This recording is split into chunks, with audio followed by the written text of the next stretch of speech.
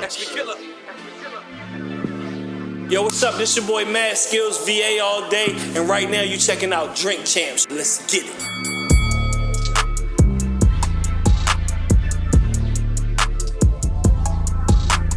Drink Champs.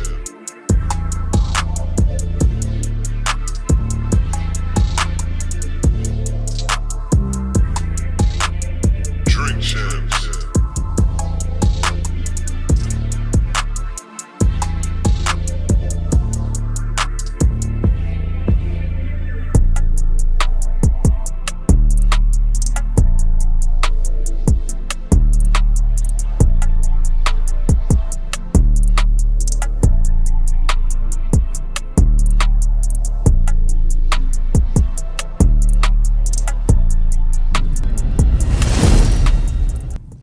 What it good be? Hopefully this is what it should be. This is your boy N.O.R.E. What up, it's DJ EFN. And this is Military Crazy War, Yappy Hour, Drink Champs, motherfucking podcast. Motherfucker. Make some noise!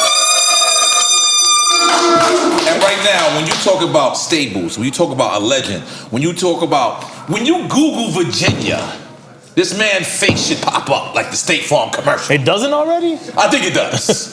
But the man, when you talk about bars, bar lord, when you talk about lyrical, when you talk about everybody from his state has to pay homage to him, the first very one from that, and we're gonna get to the if this is the South or not debate today. It's been a discussion, yeah. But the man has transitioned. The man is a ghostwriter. He's done numerous things, and he's still here. And we're gonna get to all the controversy, everything. But we don't even know right now. Virginia's #1 representative in the world. Motherfucking Mad Skillz, make that. Can we say Mad Skillz or you just want to be Skillz? Hell of an intro. Man, so let me just say something, right? Because we have Pharrell on here, and this became a controversial topic. He declared Virginia as being the South, but said that Baltimore was the South too. That was a controversy. The Baltimore people did not like that. Yeah. They were like, no, we are not the South. Yeah, be more. No, I wouldn't say be more is the South. So the South starts in Virginia? Yeah, we right on the middle of the Mason-Dixon line. Mason-Dixon line. And it was the capital of the South. And it's the capital of the South. So, like during the Confederacy. Wait, Virginia was or still is? No, during the Confederacy. Yeah, it's really? Commonwealth all day. Wow, yeah. I got kicked out of Virginia Mall because I was, I swear to God, I was walking through and people were following me, and instead of like the police saying, yo, you know, stop the people, the police said, you gotta go. I said, how the fuck? What did I do? You're soliciting. I said, soliciting? I said, holy shit. Police in Virginia crazy. So let's just take it back, right? Because a lot of people got the, this is another Pharrell thing too. A lot of people got, Teddy Riley was like the person who kind of like made Virginia hot. Is that accurate to say? Yes. But Teddy was from New York. So how did that go for When Teddy came down, we were like enamored, you know what I'm saying, lost, so to speak, because it was like he was right there. Right. You know what I'm saying? So you be... And Teddy was like Puff Daddy at that time, right? Nigga, you be in school at lunch, and niggas like, yo, Michael Jackson's in fucking Virginia Beach, and you like, nigga, what? Right. Like, fuck you mean? Oh, yeah, like a cup. So, Teddy coming down and making that move opened up, like, he opened up a whole fucking stratosphere of opportunities. Right. Like, you gotta think, Teddy's the only nigga that was a super producer and made, like, well, not made, but opened the door for 2 other super producers. Wow, yeah. You know what I'm saying? Nigga got a whole genre for him. Right, yeah. New Jack Swing is New Jack him. Swing, yeah. Right. You know what I'm saying? Like, so, like, you go, you know, you ride by the studio and see the fucking Lambo, the Ferrari, you like, nigga. Like, it's right there. You know what I'm saying? And Pharrell was super close. And out of all the places that Teddy could have went, what made him pick Virginia? I have no clue. Right. I have no clue. I remember being at Something in the Water, the first one. The Pharrell. Yeah.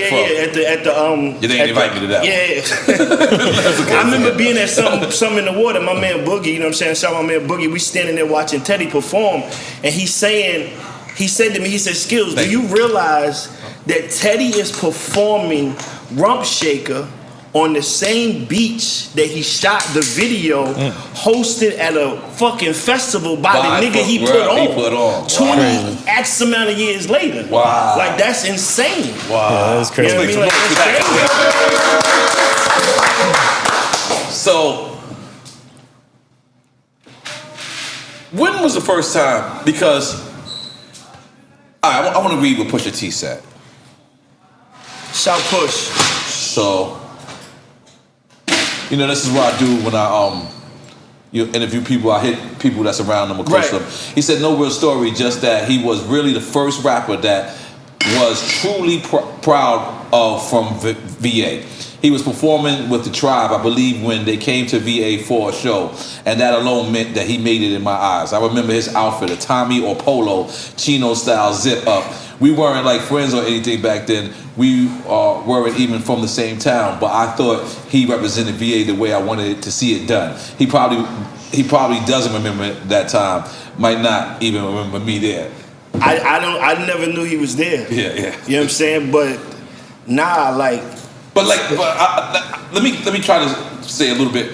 When people thought of Virginia, it was one person they thought of at one time. Because I know we just thought of Teddy, but Teddy, let's just be clear, Teddy was from Harlem. Yeah, all day. You, like when you Google all of these people names, from Pusha T to Pharrell to Timbaland, what was that like? That's one part question. Let's just answer that question first. I mean, to be first was always weird. You know what I'm saying? Like, because it's on my and niggas forget the first. You know what I'm saying? They're quick to. You know what I'm saying? I don't feel like we pay enough respects to the Bams and the Hercs and you know what I'm saying, like shit like that. So it's like when you first is weird.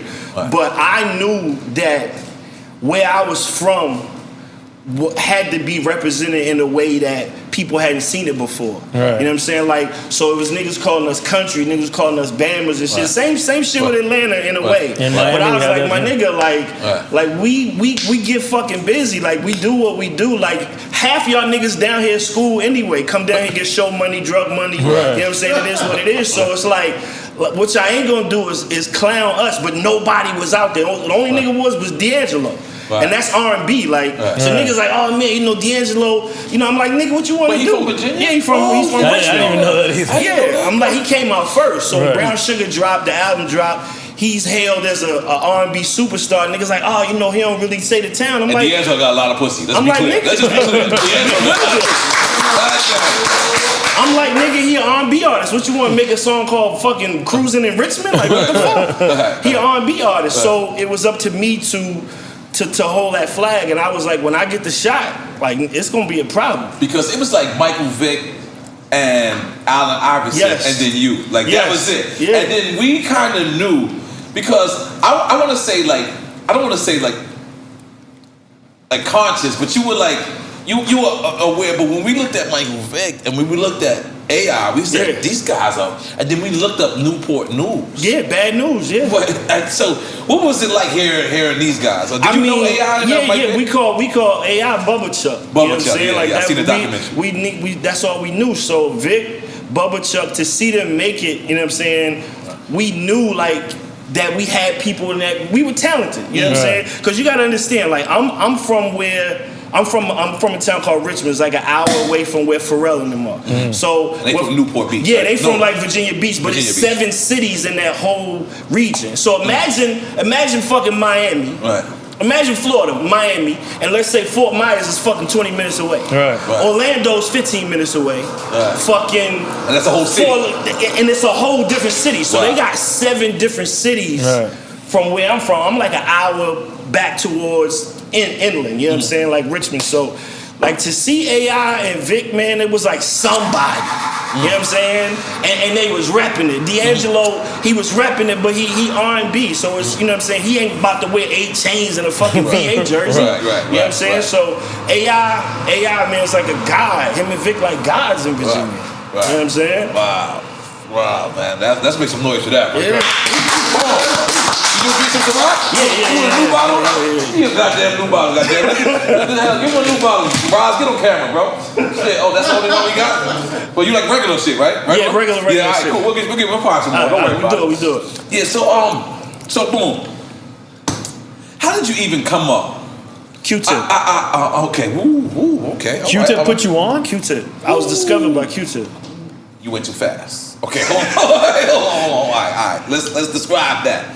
Is this the show that Pusha T is talking about? Yes. Well, later. Okay. So 93, I go to Jack the Rapper. in Atlanta. Hold on, you youngins. Listen, those were the days. I'm sorry to be old right now. Yeah. But listen, you motherfuckers asking me to look at your Instagram and to get tags. We used to have shit called Jack the fucking Rapper. Yeah. We had to wait on fucking line to see DJ Red Alert. Facts. To see DJ Khaled, to see these people. Yeah. And that was real grind. I'm sorry, you just gotta be a flashback. I'm sorry, man. I call it the Holy Ghost, man. The Holy Rap Ghost. I'm sorry, man. And Jack the Rapper was one of the original conferences. Yeah, the original before How Can I Be Down? Before Yeah. How Can That I was Be Down? after Freaknik and all that. Yeah. So Never been to I go to Atlanta with 3 of my homies, and I'm in this lobby.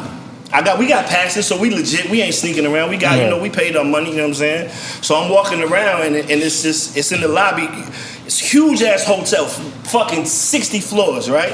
So I see these niggas in the corner like bopping, like niggas is like it's a beat playing. I can hear a beat. I see niggas like bopping. I'm like, yo, who that? That beat hard. You know what I'm saying? I walk over and I see fucking Q-Tip, but it's like imagine this shit right here. This is a plant, but it's like the lobby's so big, it's a fucking tree in the lobby, but it's in a plant. This is after Benita Applebone. This is the summer that Midnight Marauders is about to come out. So He's full. This is right when this when niggas had found out like he was doing. He did One Love. He did the fucking Mobb Deep shit. Wow. Like niggas like, oh, he doing them beats. Wow. So I see it was a producer from Jersey. His name was Latif. These niggas had a radio and they bopping. Wow. And I'm looking and I can't get in. It's too many niggas around to get in. I go to the back of the fucking tree. This shit's like 6 feet tall. It's like a fucking potted plant. I crawl up on the back of the shit and walk over. So this nigga looks over his shoulder. You came out of a tree. Like he looks over his shoulder like, damn, who is sun in the tree? But I'm bobbing and I'm vibing. So he like, yo, nigga ain't trying to rob me and no shit. He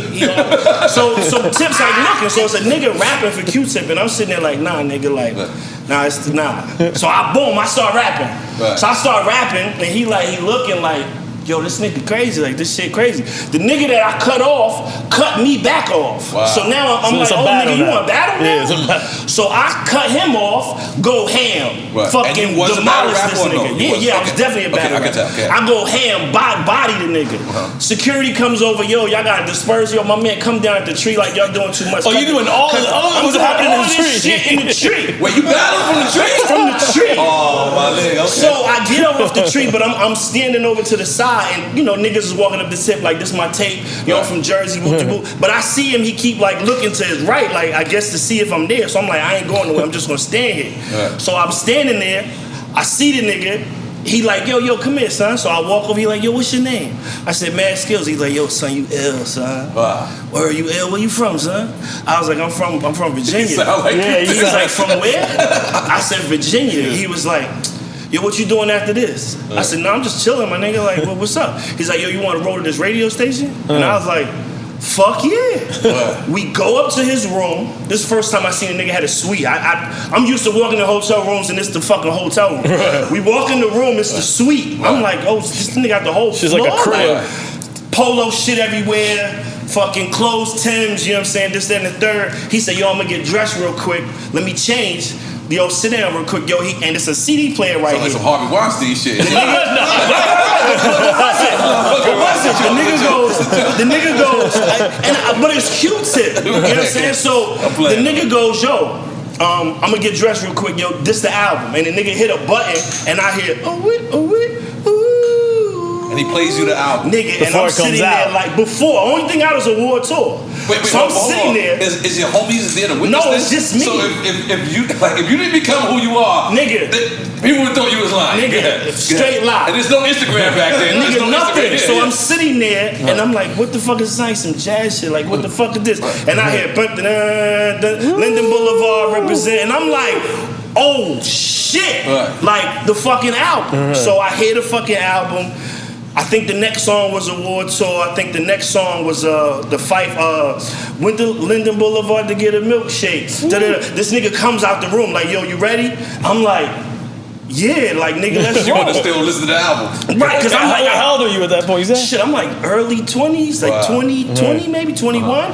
We get in the elevator, Litro's in the elevator, his road manager, we go downstairs, and me being thinking mine, I had one of those yellow fucking Kodak cameras. I said, yo, let's take a picture real quick. He like, all right, cool, the van's supposed to come up. We take the picture, this little kid walks into the picture. I got shit on my gram, it's crazy. Little kid walks into the picture, I get into the van, I slide over, he get in the front seat, this nigga goes, yo, this my man Merce and this Mace. And I turn around and fucking De La is in the fucking back of the van. And I'm like, nigga, I'm in the native tongues at this point. That was the next question. Was you official native tongue? No, I wasn't, but I swear I wish I was. Wow. And he tells Pops, he goes, yo, this nigga ill, son. Pops goes, he crazy? He's like, yo, son, this nigga ill, son. Now, you was native tongue, I think about it. Because you know why? It's like Redman is technically Wu-Tang's. Yeah, Wu-Tang's and cousin. Death Squad, of course. Yeah. So, wow, okay. All right, so then the Hip Hop Confession series. Right. What was the motive behind that? Well, I started, this shit's like 10 years old, right? So I started it, and this is what's crazy.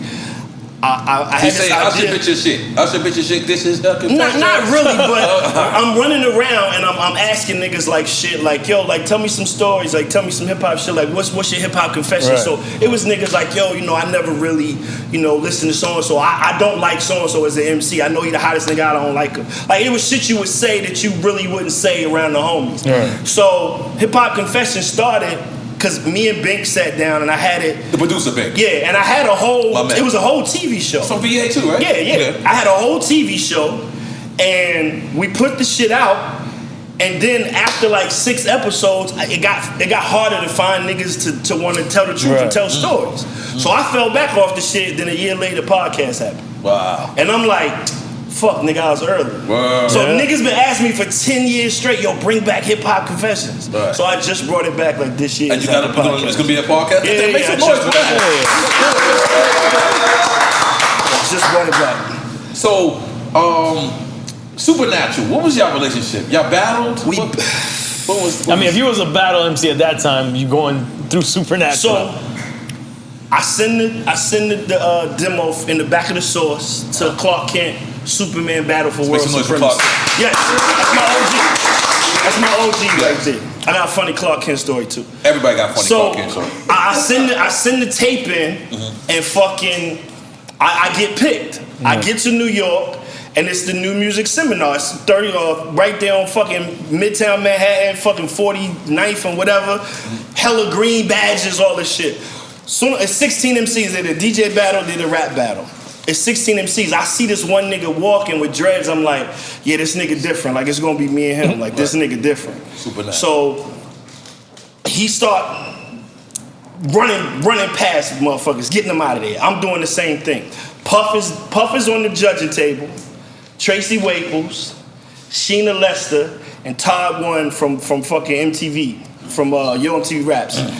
So nigga, it get to the end, and Dame is there. Like, this nigga can't, like, they can't decide who's gonna win. And I think the winner was you got a demo deal and the jacket and a ring, and then the second person got a demo deal. Ain't nobody know about that. Right, demo deals. Yeah. So boom, me and this nigga keep going back and forth.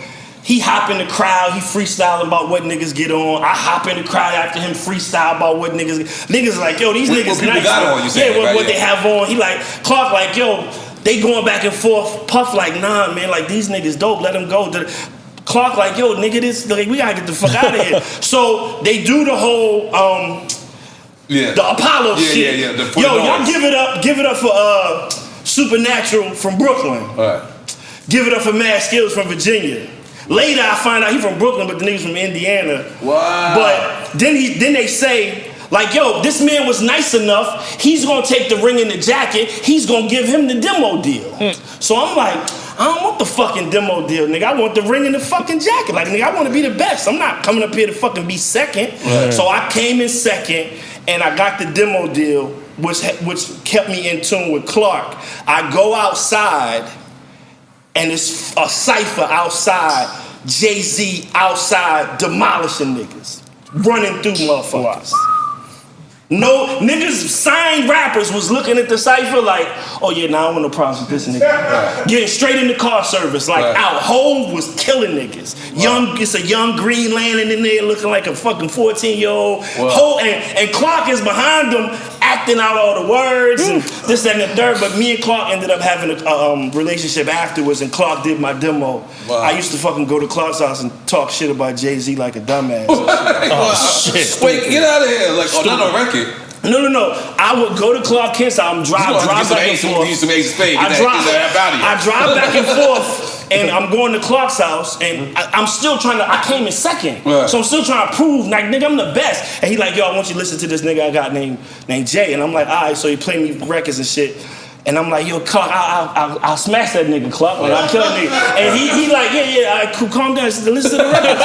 So I listened to the records again. He played me a record called What's in the Name. Shit was the most crazy shit I ever heard in my life. He was talking about hustling, but he was using niggas' names in the song like rappers' names. Crazy. Wow. It's still 10 records I heard at Clark's house I've never heard before. Wow. So then I guess maybe after the third time, me and Clark did some shit. Clark just gets tired of it. He played me another Jay-Z record. I'm listening to this shit. I'm like, I said, yo, Clark, man, yo, put me in a room with that nigga. I body it. And he like, nigga, I fuck with you. I'm gonna do your demos. Jay-Z is a Jesus Christ of rap. Stop talking about Jay-Z. I'm like, Jesus Christ of rap. Like, nigga, he's like, before. So at this point, I'm like, all right, the OG telling me relax. Clark knew then. So boom, I'm gonna do one of yours. Fast forward, way later, 98. I'm in 98 or some shit. I'm signed with Timbaland. We in the Manhattan Center. In the little studio up there, knocking out joints. So it's me, I want to say Tim, Petey Pablo, and Jimmy Douglas, right? Tim, I think Petey was there, don't give me the line. They left, me and Jimmy Douglas in the studio. This 98, This nigga comes into the studio. Just me, Jimmy Douglas, Jay-Z. He like, yo, where Tim at? He like, yo, he left, I think he'd be right back. He said, yo, pull it up. What do you want me to hit? Pull it up. He pulls the beat up, beat playing, and this nigga takes a tennis ball and just starts throwing the tennis ball to the floor, to the wall, back to his hand. Floor to the wall, back to his hand. And he just mumbling. Floor to the wall, back to his hand. Floor to the wall, back to his hand. 15 minutes. Right. The nigga looks at Jimmy Douglas and goes, yo, I'm ready. I'm sitting there like, what the fuck you ready for? I heard rumors. Jay-Z don't write. You heard it big. I heard rumors Jay don't write. Never. I'm like, nigga, this nigga goes into the booth. Is you a pimp, nigga? Yeah, I'm a pimp, nigga. Lobster and shrimp, nigga. Lobster and shrimp, nigga. And what's her name? Jigga. And I get like, nigga starts doing the verse, right? Nigga starts rapping. Nigga, but like Jehovah, nigga. Before I never got no play. Now these bitches want to give me more head than Sade. When I'm in LA, the 6'4" is ill. When I'm in ATL, it's the Coupe de Ville. When I'm in Miami, I'm hopping through on the all-black Ninja with the sock over my shoe. Mommy's in the chew, like, who can stop you? I'm like, yo, nigga, like this nigga did all of this shit in one take. Wow. I'm sitting there going, yeah, this nigga's a great. like we rap, that nigga's different. Like I've never seen it before, but Hove fucking did that shit in like one take and left. It was like, yeah, tell Tim I'll be back. Wow. 2 verses, 2 hooks, left. Wow. Didn't even get to see Tim. No. Wow. No. Wow. And then months later, I hear the record and I'm just like, this nigga Hove nasty. This nigga, nah, he different. So in your Hove Nas category, who you going with? I would have to say Jay. Because you experienced that alone. But Nas watched me on the song though, so. Yeah, Nas watched me on the Timbaland song. Like, straight did me in. So he next year, we did a song together called To My Niggas. And I did my verse, classic shit, I did my verse. And I'm on Tim's album and shit. The song comes out, I'm like, oh shit, I'm on a song with Nas. Fucking beat come on, it don't stop. Beat come on. I'm like, oh shit, Nas about to be on this song. This nigga comes out of nowhere, splats I do, the gats I use, ice hanging off my chest cause my cash improved. I'm just like, oh fuck. Like I didn't get a chance to change my shit or nothing. Like nigga, like this nigga was like, instead of Benny y'all can eat plenty of Nas's. Like this nigga's going ham. What? And I'm just like, I go back to Virginia, niggas like, yeah, you got washed by N.O.R.E. I'm like, but nigga, I got a song with Nas. You know what I'm saying? Like, fuck out of here. Does that take away from you? Because, you know, for years, the year-long discussion was who had the better verse on Bad from TV, right? For me, right? And I actually really don't care. But, you know, sometimes when I pay attention, but overall, I always looked at the record as its totality. Yeah. I never looked at, you know, Pun had the better verse or Nature had the better verse. I think I had the better verse. I don't care. I don't care. I don't think it's shut me down. So you don't look at it as totality. Yeah, fuck everybody. You didn't have the better verse. But does that take away from the record when people look at it like that? When people look at it like this verse, like to me, I like Renegade as a total song. Yeah. I didn't relate to Marshall's verse, but I didn't say Marshall's verse is whack. I like that the song. Does that affect you when you Marshall washed him on that though. Yeah. Anytime Hov ever got washed. You know why? You know why for me? That. You know why for me? Yeah. Like when Jay's rapping, he's doing Jay. When fucking Eminem starts rapping, it sounds like somebody's playing an instrument. Yeah. It sounds like a nigga sat down at the keys and went. Now, when I'm in the position to talk to these kids and they listen, I ain't no politician, but I kick it with them. And I'm just like, whew, the white boy is. That's legit. Like, I gotta agree with you, but I also have to disagree with you because if you're talking about shit that I don't care about, I absolutely don't give a fuck. Yeah, like, I will never visualize, and no disrespect to Eminem. Yeah, no. But I've never visualized killing my moms. Like, I swear to God. No. Like, I've never, I got mad at her plenty of times, but I never said, I'm killing you. I never did that. I'm sorry. We are, as young black men, as fucked up as our lives is coming from We love our mamas. We love our mamas. Like, So nigga, like Pop was like, even though you wasn't crack fan, like nigga, we could never make a video fucking putting a shovel over our moms. And if we did, BT wouldn't pay our shit. And our grandmamas would kick our ass. What you doing? Where the fuck you going for Thanksgiving after you got a video talking about I'm sorry, mama? Like nigga, what? Like nah, but. For me, it's just his cadence. Like, I've never seen... I understand what you're saying. You're looking at the technicality of how he's running. Because I've never seen nobody fucking manipulate vowels the way that nigga do. I'm talking about M. Like, when you listen to Lose Yourself, like, the two vowel sounds in Lose Yourself is and et. Right? You got you got et. So when he starts fucking rapping, mom's spaghetti, knees weak, arms are heavy, there's vomit on his sweater already. Mom's spaghetti, he's nervous, but on the surface he looks calm and ready to drop bombs. Like when he puts together shit, when he puts together shit, I know it's as close to perfect as it can be because the motherfucker take 4 months to write a fucking 16. Wow. Like nigga, we walk in the booth, one take hold. We think we one take hold. Like nigga, I'm done. Like nigga, that shit trash. You know what I'm saying? Like he will sit down and go, these are the words that fucking fit. No other words in the English language fit, because if they did, they'd be here. It's like he's writing music. Nigga, I've taught classes on fucking Eminem. But I think one of the craziest songs of all time is The Gun.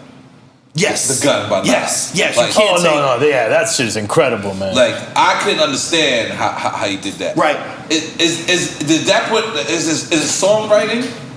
Yes. Okay. Very, very much so. Right. But also to the point of where it's like some people are just gifted, you know what I'm saying, to be able to, like we've heard motherfuckers personify themselves as weed and personify themselves as hip hop and shit. I did it. Nas is different when it comes to that shit. Yeah. And the niggas still look fucking 21. Right. You know what I'm saying? Right. Like, so he one of the greats, man. It's like, so I was happy to get washed on a song by Esco. Now, when we Google you, one of the first things that come up is this famous ghostwriter. Right. Which I ain't gonna tell you nothing. I just said, but how does one go about that? Like, what happens? Is the record label that suggests that? No. I was in New York. New York DJ at the time. I ain't gonna say who he was. He was right for Fabulous, DJ Clue?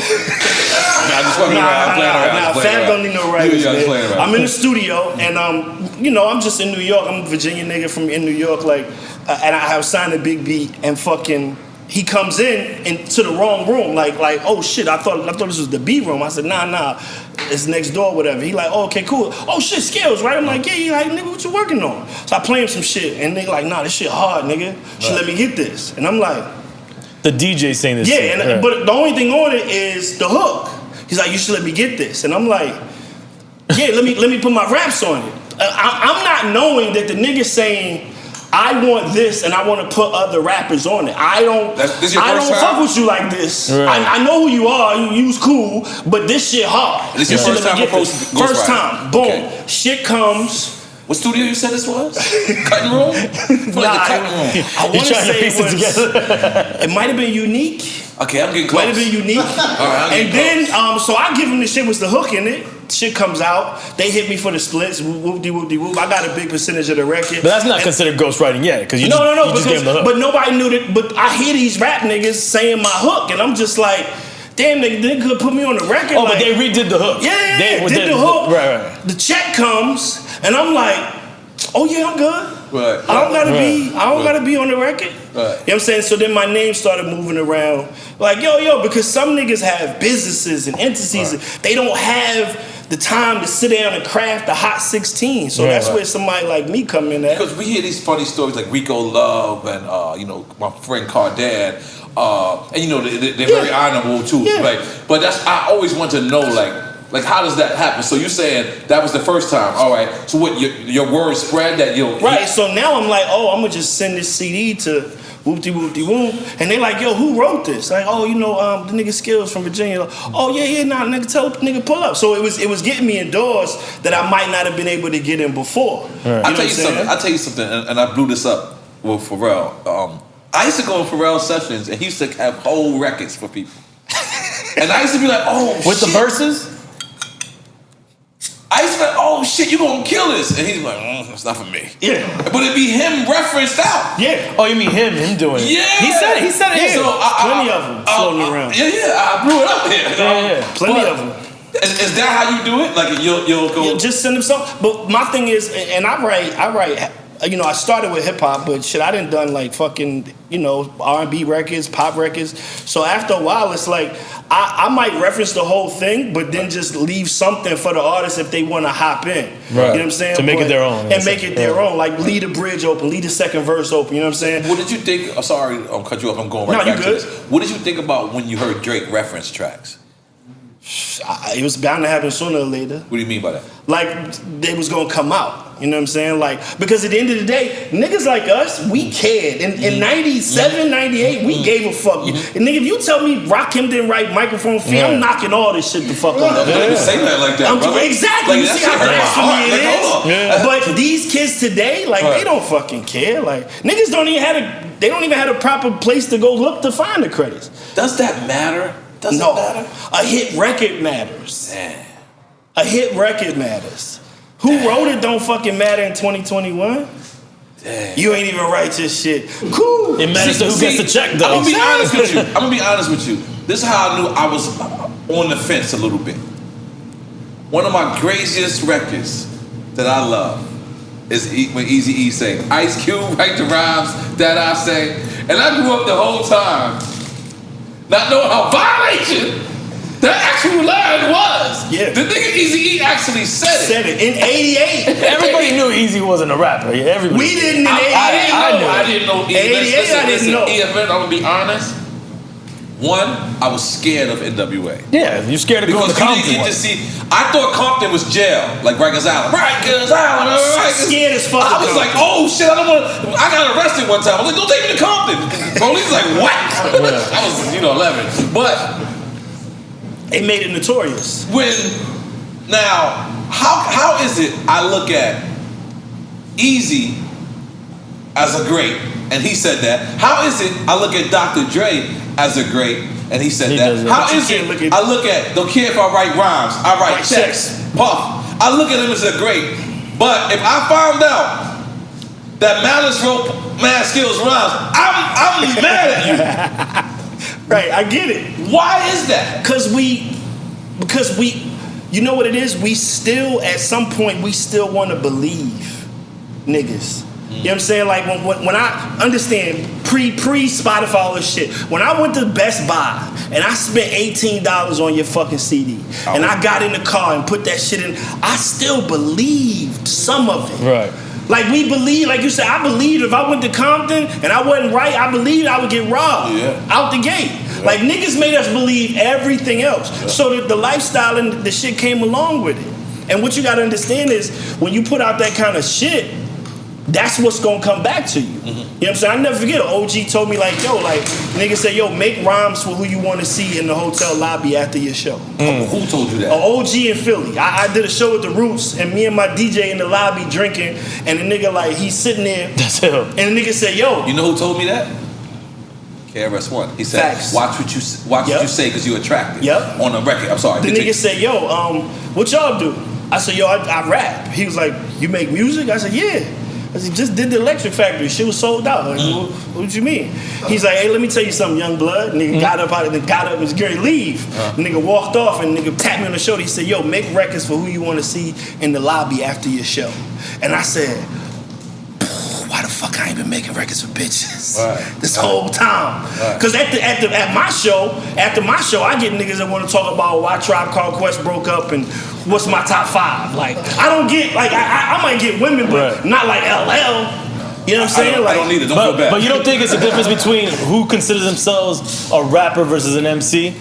Or you think that's going too deep? That might be a little deep because after a while, it's like motherfuckers can't really gauge the difference between the two. You know what I'm saying? Right. Like, it is the lines get blurred easily. Yeah, the lines definitely get blurred between who's living it and who ain't, and then it's like, who cares? Right.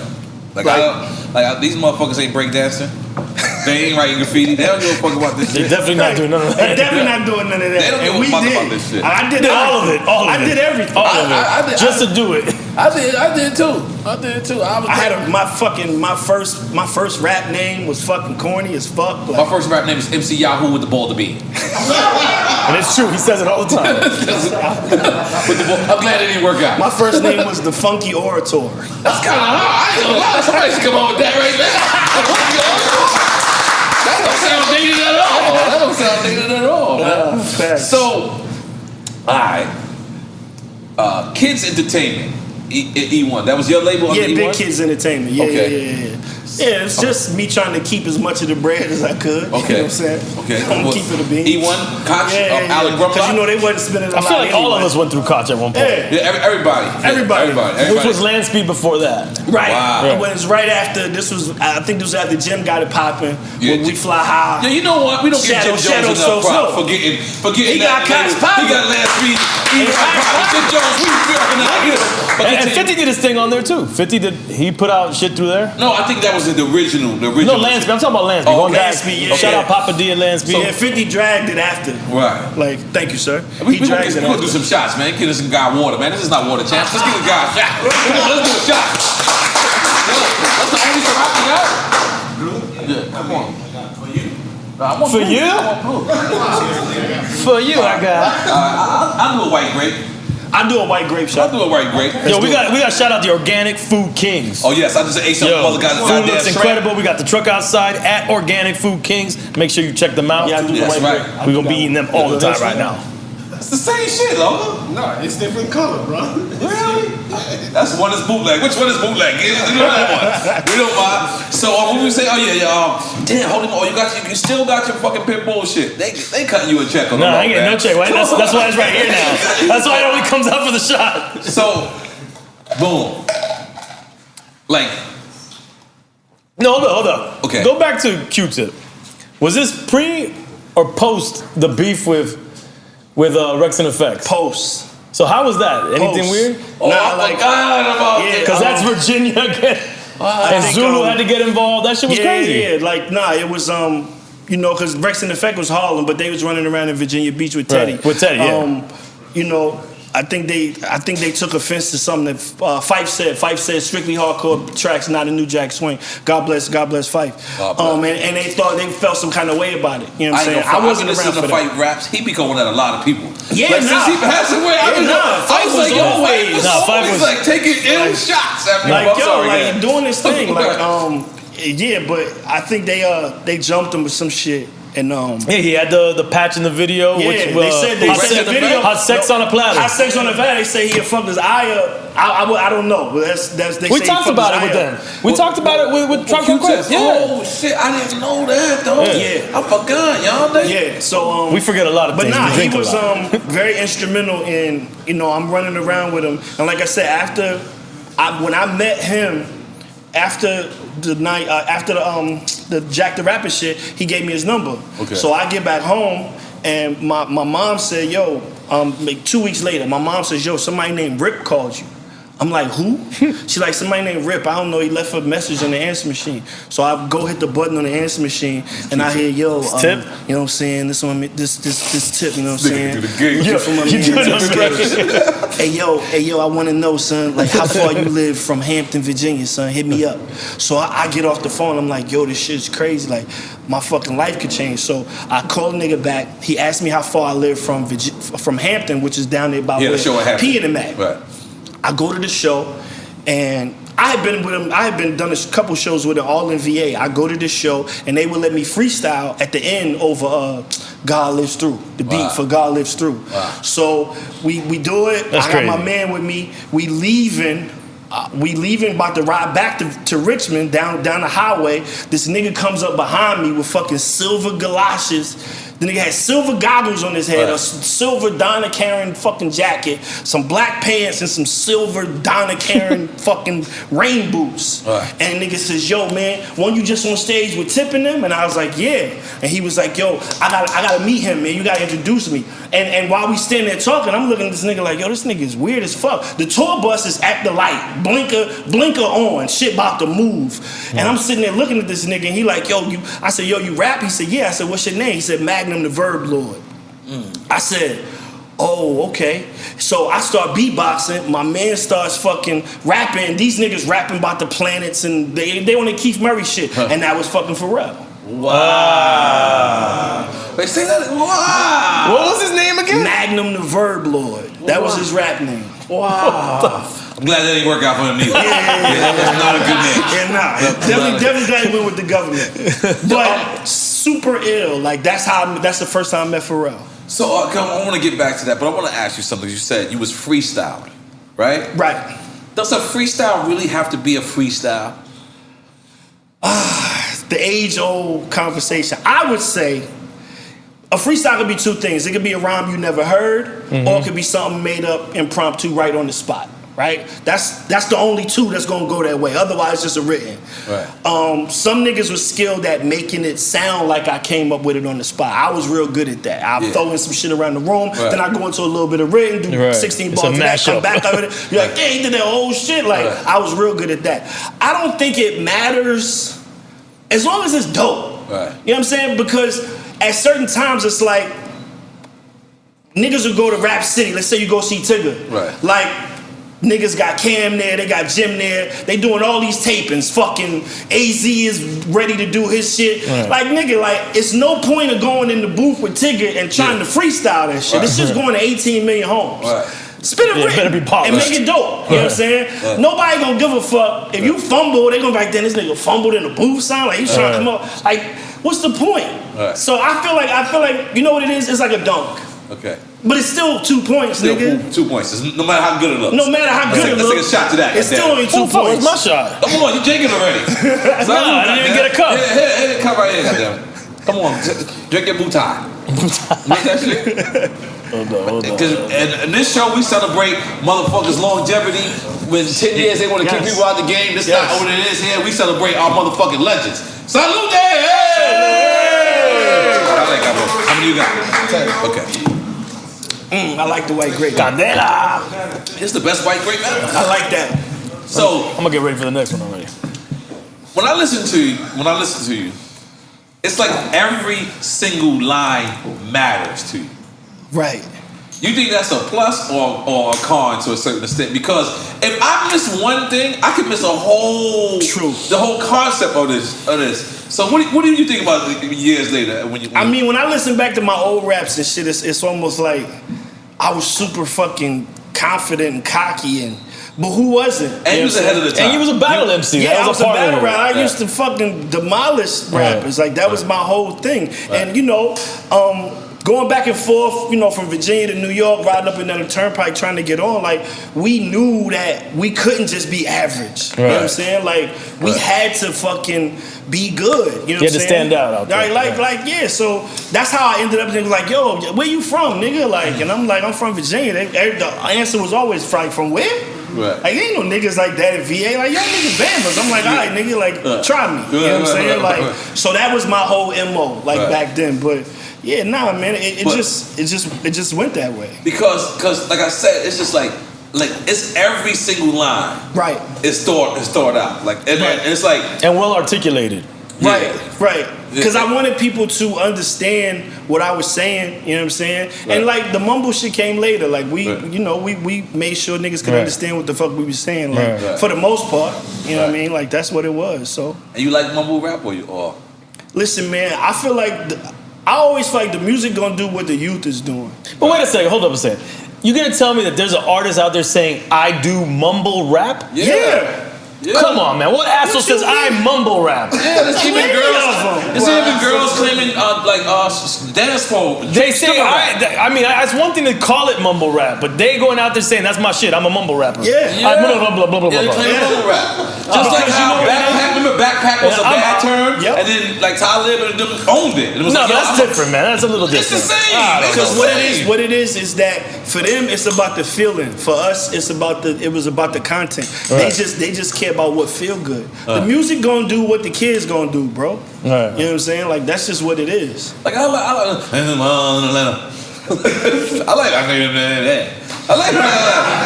know what the fuck they say. Fuck it.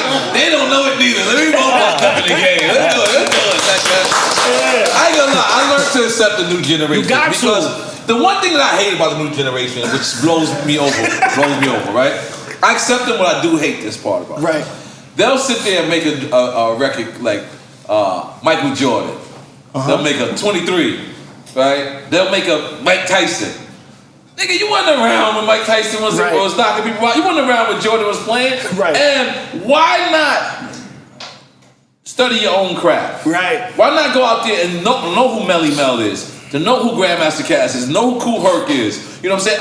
And maybe I went too far. To know who a N.O.R.E is. I kid you not, I went to Sunday service one time and I seen Quavo just walk right by. We looked at Quavo, we looked it up, that nigga ain't make eye contact with none of us. It was me, Jada Kiss, and motherfucking Fat Joe. So I looked at all, I said, oh, okay, he ain't recognized them neither. So I ain't taking it personal. But what I'm trying to say is, I could easily, like Quavo could have easily said, oh, I don't even know who it is. And I would have had to respect that. Right. I would have been disappointed. But you'd have to respect But I would have had to respect that because I remember certain people that I didn't know in hip hop who came before me, and I wanted to study them. Right. But so what do you feel like in that situation? It was. But real quick, the culture taught us to dig in the crates. It taught us to respect the elders, even though we weren't from that era. We weren't from the Melly Mel, Grandmaster Flash, Kool Herc era, but we knew those were the architects, the pioneers, and even though we didn't listen to them every day, we respected where they came from. We didn't continue that. I'm saying like our generation. Because I put it in the connotation of like a car, like, so say I got a car, I had it in the 90s, and it was mine. Me and you was fucking in the car. We was banging a lot of Mobb Deep, a lot of fucking Tribe, Large Professor. Shit was hard. Keep it Queens. I gave it shit. I like that. I gave it. Y'all borrowed the best rappers. Y'all borrowed the best rappers. I will say that. So I gave the car to my son, right? It's his car now. He don't give a fuck about the car. The nigga dogging the shit out the car. But it's his car.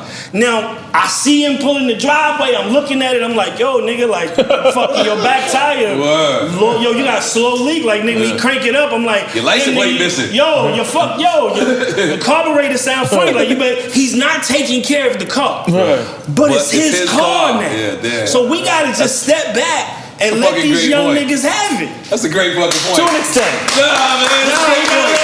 I'm gonna tell you why to an extent, because it's a different time. We're all still in it. This is one of the genres that hip hop has graduated to having grandparents that are still What if you let your son borrow the car? Because that's what we all are. We're all borrowers. Right. None of this shit is really ours. So we have a still choice if we borrow the car. But once we give him the car, I agree with you. Because sooner or later, I'm gonna tell him if he born, I'm gonna say, yo, nigga, you better take care of that shit. It's gonna die on you. And then when this shit die on him, I just gotta go. I told you, nigga. Like he fucked the car.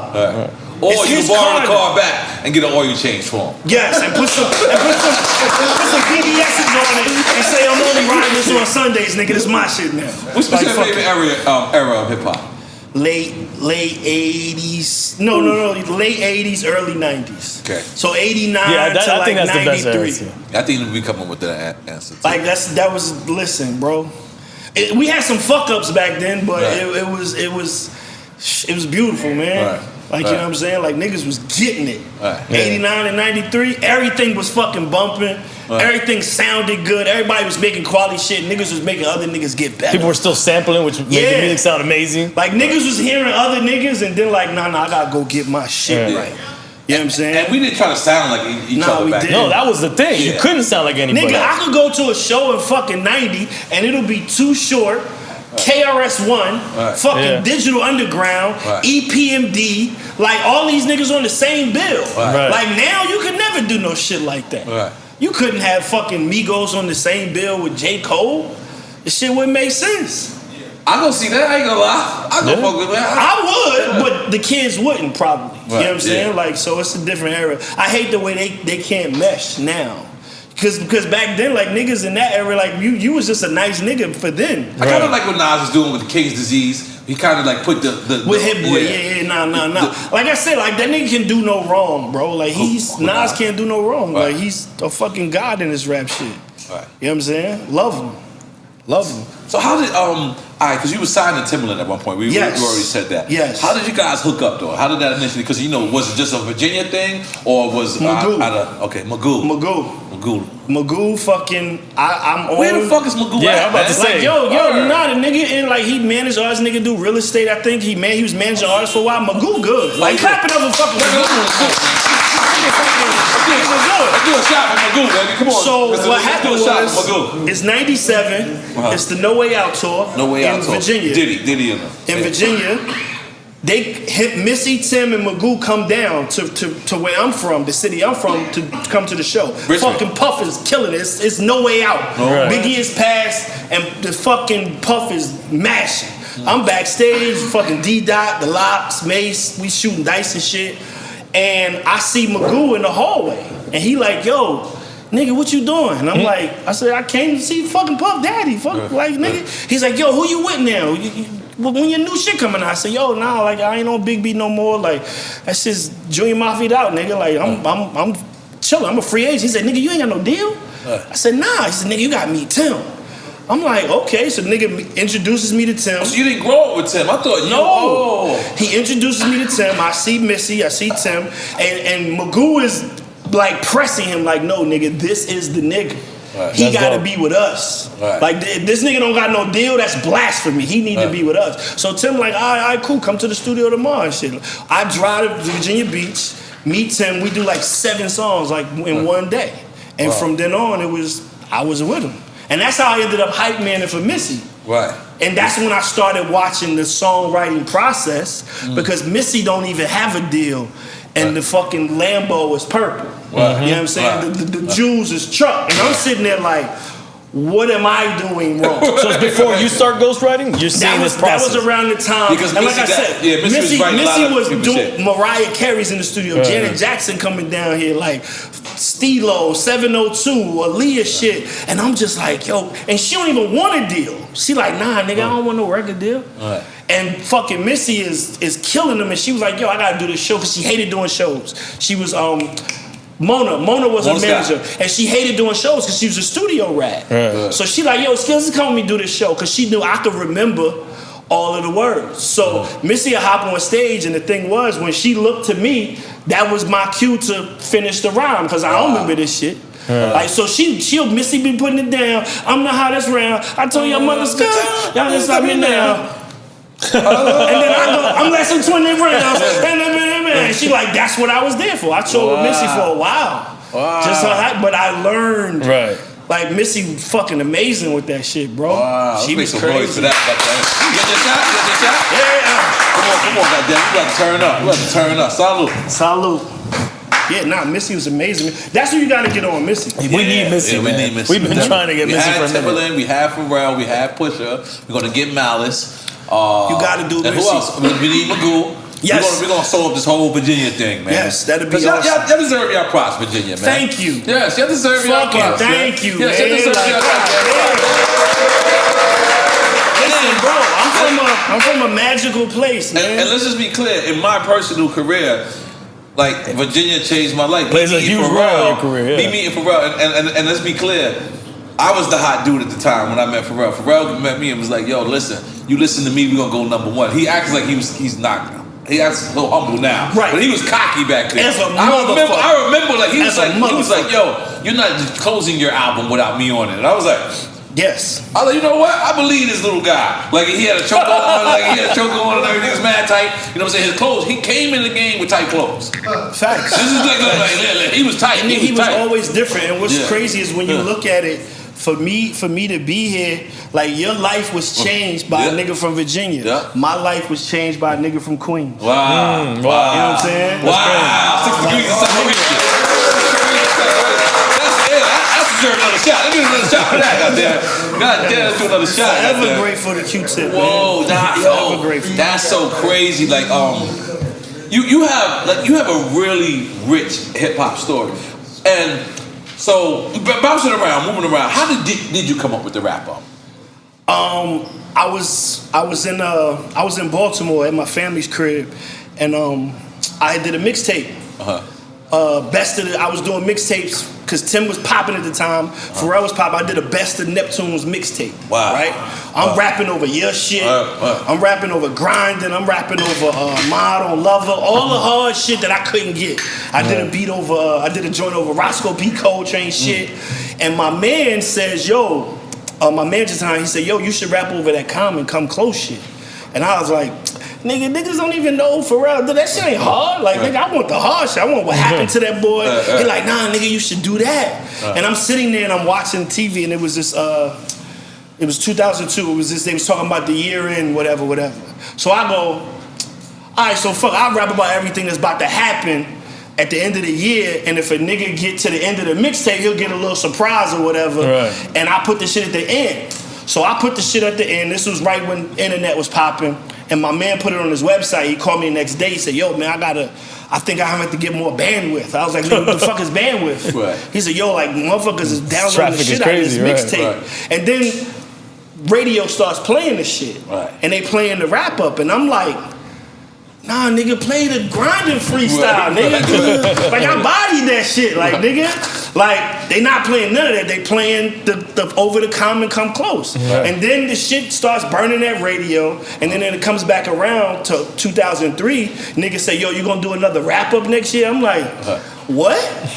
I call that shit the O2 freestyle. And he was like, "No, you gotta do one more, like, for this year. That shit was hot." Right. And I'm like, all right, fuck it. So I did another one, and then the shit just started turning into something else. Right. You know what I'm saying? Like, that's the one song niggas won't let me not do. Yeah, but you still enjoy doing them though? I do, but it's definitely like it feels like an obligation now? It definitely feels like, you know what I'm saying? It definitely feels like a fucking, like, niggas want it. But to think about it, to have something, to have something that's your own, that people only want from you, at this day and age in our career is super fucking, we let's like, oh, niggas begging me about that shit, but like, nigga, they still want that shit. Every Easter, my fans want me to drop a N.O.R.E. because I used to give them mixtapes called N.O.R.E. Gotta give it to them. Okay, so now let's take a shot, and then we're gonna take a shot. Salud. Let's get it. So you do this wrap up, you make the wrap up, everyone knows the year end, Skillz is gonna come through, you're gonna wrap up the year, you're gonna make us laugh. Mm-hmm. And he might come at a couple of people too. Right. You come at people, if you wore a purple wig, this ain't a rapper. Right. And all of a sudden, you hear a different rapper. What happens? Like, the New York rapper. No, listen. It's the New York rapper. No, this is not the New York rapper. No, it's the New York rapper. I don't know what. You talking about Lenny shit? Oh shit! I knew that was his real name. But you talking about the Lenny shit? All right. So what happened the first year he dropped it? Were you offended the first year, or how did this discrepancy start? Understand, like, I've been doing this shit 19 years, right? The wrap up. It's fucking. It's a Malaysian wrap up. It's a Hong Kong wrap up. It's a UK wrap up.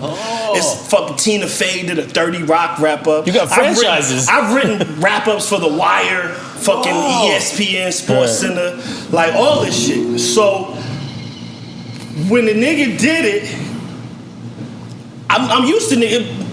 Vine was popping, YouTube, niggas was doing the shit all over. But most niggas would be like, yo, this is the so-and-so wrap up, shot my man Mad Skillz, blah, blah, blah, blah, blah, blah, blah. They knew they was biting. Right. Like, but it was to show love. Right. For Lenny, because I'm petty. For Lenny, it was, he did it, and it was like, fuck his shit. So I'm like, so let me give you an analogy. I've been in the game a long time. Yes. 19 years. Hold on. I feel like Zeno's calling at the negative time in the right place. Hold on. But Zeno, we in a negative moment in Drink Champs and you're calling. what does that mean? We had a negative moment in Drink Champs and you're calling. We on Drink Champs. He knew the drama. We're in the middle of... Where you at? I'm on Drink Champs right now with Mad Skillz. Okay, I'm in Boston. Oh, okay, don't hurt nobody. We're gonna hit you as soon as we finish. I got you, my bro. All right, my bad. Continue. So, because I saw what you said, won't y'all do it together? Yes. Bust this. I've been in the game a long time. Yes. 20 years. I know a lot of niggas. Yes. I started a podcast, Hip Hop Confessions, 10 years ago, right? Let's say, I say, yo, I call Dr. Dre. Like, yo, I want you to be on my podcast. He like, all right, fuck it, nigga. Let's do it. I call Andre 3000, go, yo, nigga, I'm gonna get Andre 3000 and fucking Dr. Dre on my fucking podcast. Record the shit crazy. Next week, I put the shit on YouTube, shit stupid, and it's called Link Champs. Y'all niggas cool with that? Nah, not really. Exactly. Exactly. Yeah, I like your little parables. You be putting parables together. They say that's how Jesus talked. Like, let's keep it a bean. I can't call my shit what y'all call y'all shit. This Drink Champs. I can't start Link Champs next week and fucking I start you go on YouTube and you see me sitting at a table with a bunch of licking and I go, yo, what it do, what it is, this your boy SK. Make some noise. This is Link Champs. Well, truth be told, we got a lot of copiers out there. We do have a lot of But what I'm saying is, you wouldn't expect it from me. Right. You'd be like, come on, man. That's my from nigga. like a peer. Right. So what I'm saying is, it's almost like that's the New York wrap up. Like, it is what it is. I'm petty. Right. It is what it is. Like, but he was the first nigga to be like, fuck me on my shit. Right. I can't rap over fucking allow me to reintroduce myself. Fuck Hov. Y'all would be like, what? I can't do that. But how did it start? Because for lack of a better term, for what we don't know, it felt like it was all love at first. And I heard you and Clark Kent. I heard Clark Kent made a call to you or made a call to him, and you guys got on the phone at one point. Me and him never talked on the phone. Oh, really? Clark Kent called me, OG. I'm like, what's up, OG? He like, yo, listen. You know Lenny, my youngin', right? I said, yeah, all right, cool. He said, yeah, all right, so I know he do what he do. He do what he do. His shit funny. He on some rah-rah shit, this, that, and the third. Like, I was thinking, if y'all niggas did this shit together, I said, Clark, fuck is wrong with you, nigga? He was like, what you mean? I said, Clark, would you call Hov and say 21 Savage want to do 22 Tools with you? Like, it don't make sense. I wouldn't take a picture with that nigga. So I'm not fucking with it, but I'm not saying nothing. And every year it's fuck Mad Skillz. Fuck Mad Skillz shit. No, I gotta disagree with that. I didn't hear. No, nigga. I think He didn't say that on Drink Champs. Of course he did. But I think there was an actual interview where you was like, correct me if I'm wrong, where Murder was saying he wasn't really claiming it, and then you did an interview and you was like, yeah, I didn't really like it. Somewhat to what you're saying then, and then that's what he said he took it. I said in one song, maybe 2017, I said a lot of niggas doing wrap ups. Shit ain't helping y'all niggas, whatever. He felt like I took a shot, right? This 2018, I get a call, I get a job at a university, nigga. I'm teaching at a college. Let's make some noise for your smartness. They gonna give me a lot of jobs. They never gonna give me a teacher job. I'm teaching at a college, right? I have a class. I'm a professor at this point. I'm like, all right, I'm gonna do the wrap up this year. I'm gonna knock it down. I said, yo, I ain't gonna say nothing about Lenny unless he say something about me. Right. Song come out. Yo, this is 2018 wrap up. Fuck that nigga Mad Skillz shit. Yo, blah blah blah. He starts rapping. So I go, I'ma check this nigga right now. Totally, I put out the shit, and I'm gonna tell you what happened. I'm writing the wrap up.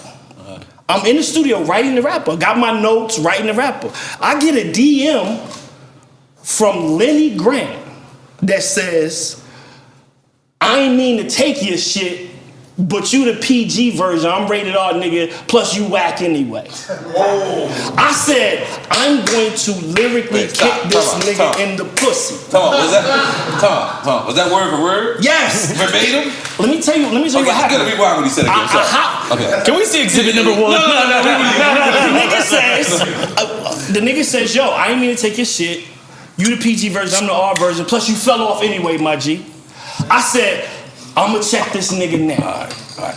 I take the DM and make the DM. I put out a song called Murdergram. Demolish this nigga. Okay. Demolished him over Murdergram. Oh, boom, boom, boom, hard ass shit.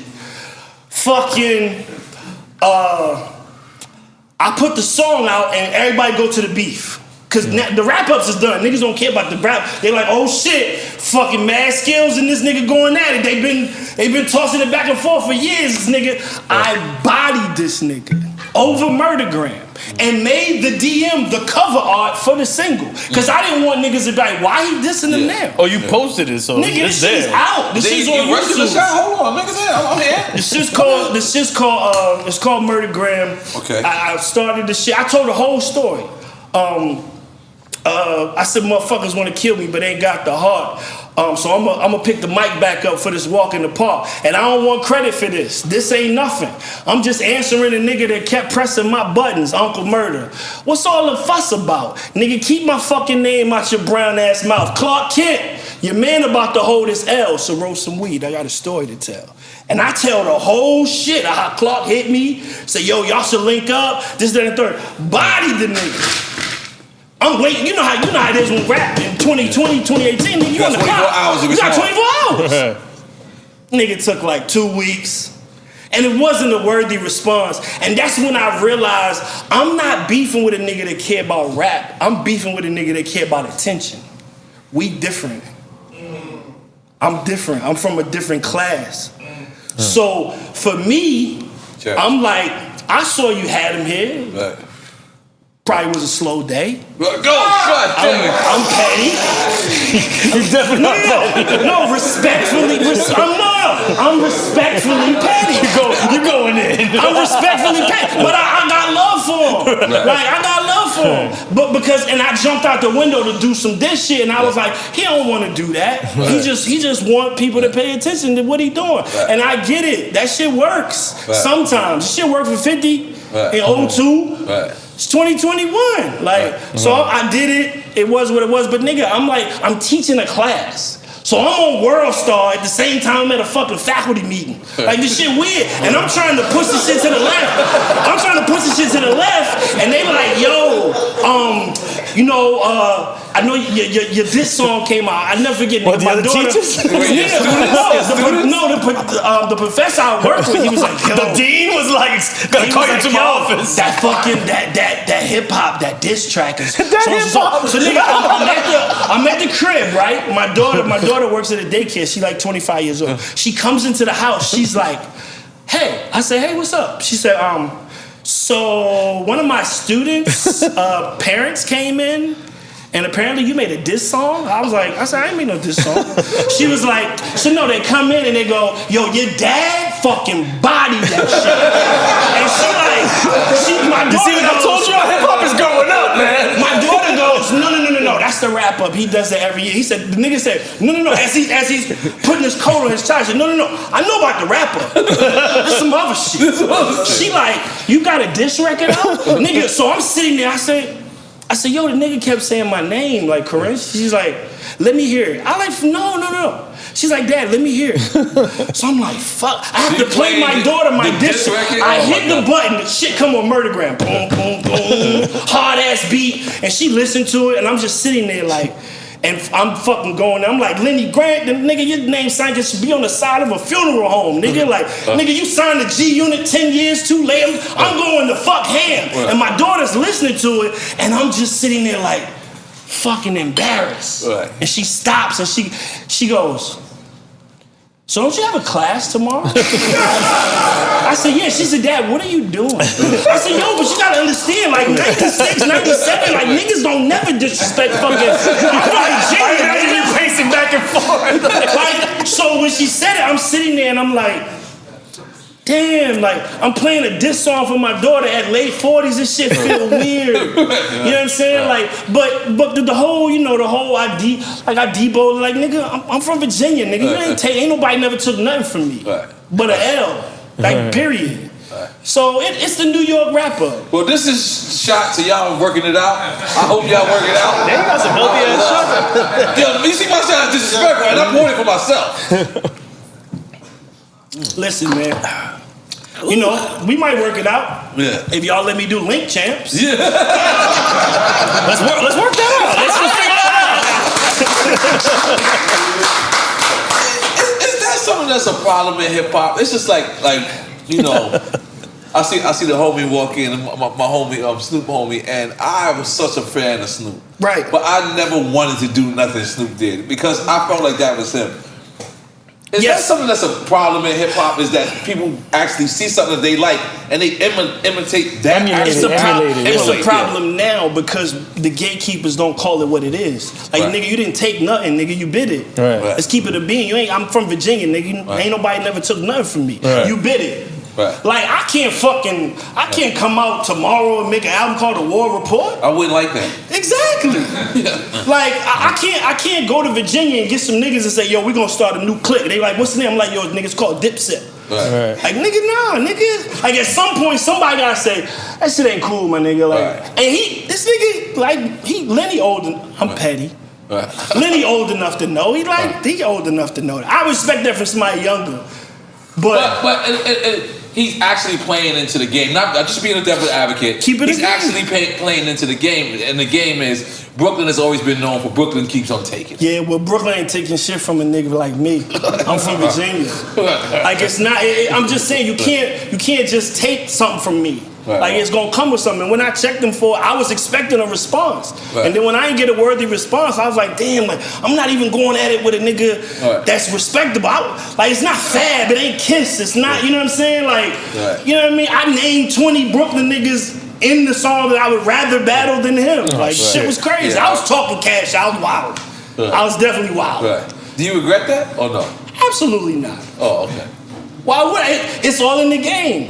You know what I'm saying? It's hip hop. It's what we do. It was fun to spar with a nigga for a minute, honestly. And then when I realized he didn't really want to spar, he just wanted the attention. I was like, we different. I'm not chasing attention. But is there a world where all these rap ups do exist, where everyone is cordial, or he said where they're paying him homage, where they're paying respect for where it came from. That's what he said originally. Before 2002, nobody was making a yearly recap of what happened in pop culture called hip hop. I invented that shit. We agree. And I'm not tripping. Like I said, I'm not tripping. YouTube niggas doing all day. Half the cast on Wild 'N Out made rap ups, but they was always like, shout that nigga man Skillz, like, and kept it moving. Like we got to call a biter. But I gotta just be the devil's advocate. Do you know how many people call themselves slime, and they don't give me no respect? I feel you. Oíste. I feel you. You know how many people there's actually gangs calling themselves slime. Yes. And you know how slime got invented? Let me just tell you how slime got invented. My boy, Down Leezy, said, I'm gonna go to the store to get a pepperdine sandwich. Do you want anything? And pepperdine sound like pepperoni to me. So I said, no. The homie came back in the studio with a turkey and cheese. I said, that's not pepperoni. I said pepperdine, not pepperoni. And I said, look, give me half. And he said, you was a slime ass nigga. I just offered you a sandwich and I took this shit. And from that day on, we called each other slime. Right. Simple as that. There's gangs called slime. Yeah. They don't salute me. Right. There's Young Thug. This nigga got his whole career. He has never said, big up N.O.R.E. Not once. Now, mind you, this goes back to. I got a good point, y'all. That was a good point, right? Yes, That's a good point. I'm sorry. This goes back to what I said earlier. Niggas don't care about who first, but we do. Right. You know what I'm saying? We the type niggas like, yo, who got you into hip hop? I'm gonna tell you, the first niggas I listened to that got me started on this shit. I'm not gonna disrespect them. I'm not gonna say nothing crazy about them. Like, we gotta call a spade at some point, because otherwise niggas just start acting loose. Like, it's not trolling, my nigga. Let's call it what it is. You lying for attention. If I do something dumb for attention, that's called lying for attention. It's not called trolling, my nigga. But we fucking 40 and better. Like, let me represent for the new generation too. What if the new generation just didn't know where that came from, right? The term slime. He ain't new. He knew. I'm petty. Right. But he ain't new. Right, it's true. Like, I can see, like I told you, if it was somebody 21, like, yo, I see niggas like, yo, I'm the new nigga, you know what I'm saying? We call weed broccoli. I'm like, nigga, that's like, nigga, what you thought? That's E40. Them. E40 had that shit, Like, that shit was 91. Or the moment they find out, then you know. You remember the two little niggas speaking over broccoli, and E40 said, hey, look, little niggas, I had to show you. I had to show you. Yeah. I had to show you. Niggas shut the fuck up. E40 got a lot. Nigga, like, one of the most illest, one of the nicest guys I've ever met. But we gotta call a spade at some point. You know Who's one of the nicest guys you ever met? E40. Yeah. Let me see if the water's around. You know what I'm saying? So wait a minute. So we gonna get. Now you don't want to work it out. You saying you don't want to work it out? Not on a wrap up. How about this? Is a crazy thing, right? Dude passed away. Right. Dude passed away from my hood. So dude from my hood comes home from jail, says, hey man, I want to diss you on the record. And I said, for what? He said, because I think that's the way I can get on. Corny shit is ever corny. Like, nigga, we got called goofy. But so I told him, I said, because I knew he was just coming home from jail, he's just rapping, he's thinking the death row shit, all the crazy. I said, all right, listen. That's pretty ill though. I said, let's do it together. On the stage, I want you to diss me. Like the L shit? Like the L shit? No, this is different. I want you to diss me in my face, and then I'm going to diss you in your face. But I'm going to also show you I'm a rapper. Right. And it never happened. Right. Do you think that, like, it's something like that can be happen where you guys like a face off on the same track? In the same studio. Nigga get bodied, man. Okay. Get bodied. Okay. He's not he ain't a rapper like that. It's more like he like a comedian. You know what I'm saying? Like, that's how I look at him. I think Uncle Murder's dope. I think Uncle Murder's dope. That's cool. Right. That's cool. That's your man's. I get it. Right. Like, I get it. I don't think you're dope. It's not taking away from you. And I appreciate it. No, not at all. But I'm just saying, for me, it's like, it just don't feel like hip hop to me. Right. You know what I'm saying? Like, but to me, it does feel like hip hop. That's because you just want to see some drama. Like, I think no. I don't think he wants to see drama. He wants to see some drama. No, he wants to see y'all united in case of anything. I want to see y'all unite ultimately, because that's why I said I think y'all should do the track together. Honestly, I do feel like he has to commit homage first. Yeah, you saying I think y'all should do the track together is like me saying I think I should be on every Drink Champs from here on out. Yeah. Maybe when he hears how you're saying it here, maybe it'll click differently. But I wish the brother no ill will, man. Like, we did what we did. Like, I thought it was fun. I know you called him like, yo, nigga, keep it going. Like, yeah, I did. It's the first time I did say that. I did. That's why I felt guilty, because the first time I heard it, I was like, all right, cool. I didn't think it was no malice towards you for the first one. I don't have that kind of time, bro. I don't have 15 minutes to listen to a nigga rap. Right. Maybe you do. Right. Yeah. A little bit. I'm petty. He's a petty mafia. It's disrespectful. Like, welcome to Petty Gang Mafia. I think he started it. I think you might be the pettiest motherfucker we've had on the show. You know what? I'm only that way when you poke me. Like, you gotta understand, for 3 years, I'm going to the barber shop. My barber like, yo, like, nigga, what's up with your man, though? And I'm like, yeah, nah, I'm chilling. You know what I'm saying? They're like, nah, nigga, like, if you would have told me in 96, 97, when I was fucking going back and forth to New York trying to get on, that a nigga from the borough would take something from a nigga from Virginia to be relevant, I would have been like, nigga, what?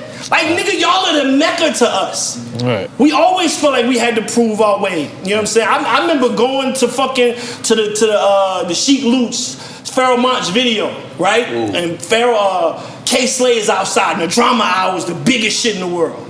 And I'm like, yo, I walk up to K-Slay, I'm like, yo, man, you know, I think it's Graf, Papoose, some other niggas. I said, yo, man, how I get on the drama hour? And the nigga said, I mean, you gotta be nice. Nigga ain't even look at me. Nigga like, you gotta be nice. I'm like, they trying to say I ain't nice? He like, I'm just saying you gotta be nice. So I go to Raucus, like, nigga, I gotta get on the fucking drama hour. Fuck, I don't give a fuck how y'all make it happen. It's a street nigga up there named Howie McDuffie. He like, nah, nigga, I make it happen, you know what I'm saying? Howie McDuffie, good looking, G. Yeah, Howie McDuffie. So Howie finagles it to where me, Mos, and Pharaoh, and this new nigga that they got go up to the drama hour. And this was when Raucus was kind of, niggas was like, damn, Raucus might be the next fucking Def Jam. This shit kind of bubbling, you know what I'm saying? We go to the drama hour. I'll never forget, I rapped over in the club. I rap over in the club, body the shit. And the nigga K-Slay goes, yo, he's talking to the nigga Malachi, the nigga that used to do the boy, where he's like, yo, Malachi, like real talk, that might be the hottest freestyle nigga ever said up here, B. And I'm just like, yes, nigga. Like, I'm not no fucking cornball. I get fucking busy. Like, so we always had to go to New York to prove ourselves. You know what conversation I'm about to get into? Which one? No, I don't. Are you one of the South guys? Oh, come on, man. Come on, man. That feel like New York don't show love to the South? And I want you to be... Because we talk about this a lot, because I talk about the Miami perspective to this. Because I've been offended, right? When y'all focus... And I'm putting y'all in the category of the South. Can I get another shot? No, Virginia's the South. Let's get another shot. So here's where I get offended. Because me personally, I don't have the experience that a lot of these South people. Like I said, I was going to Virginia. We did hella shows together. Like, this is what I'm trying to say to you. So, and in my opinion, me and this guy, because he loves Miami. God damn it, as he should. This nigga loves it so much. But what I'm saying is, I feel like a lot of the South guys are wrong for paying attention to what was not shown to you guys, as opposed to what the love was shown. What?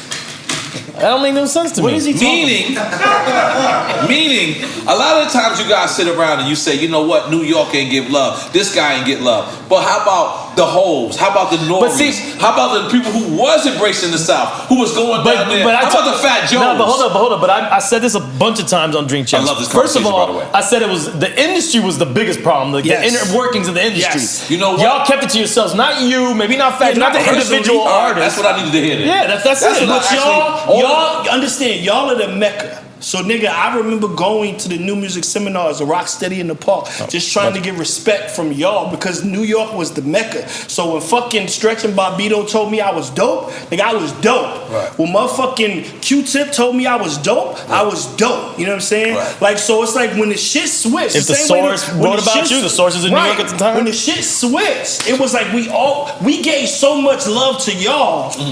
A lot of us felt like fucking Outkast on the Source stage, like damn, like or Snoop, like damn, y'all love us. We all understood that. Like, you know what I'm saying? We all felt Andre when he made that That's a whole different thing, but I understand what you're saying. But I mean, it was all in the same vein, kind of. Super different.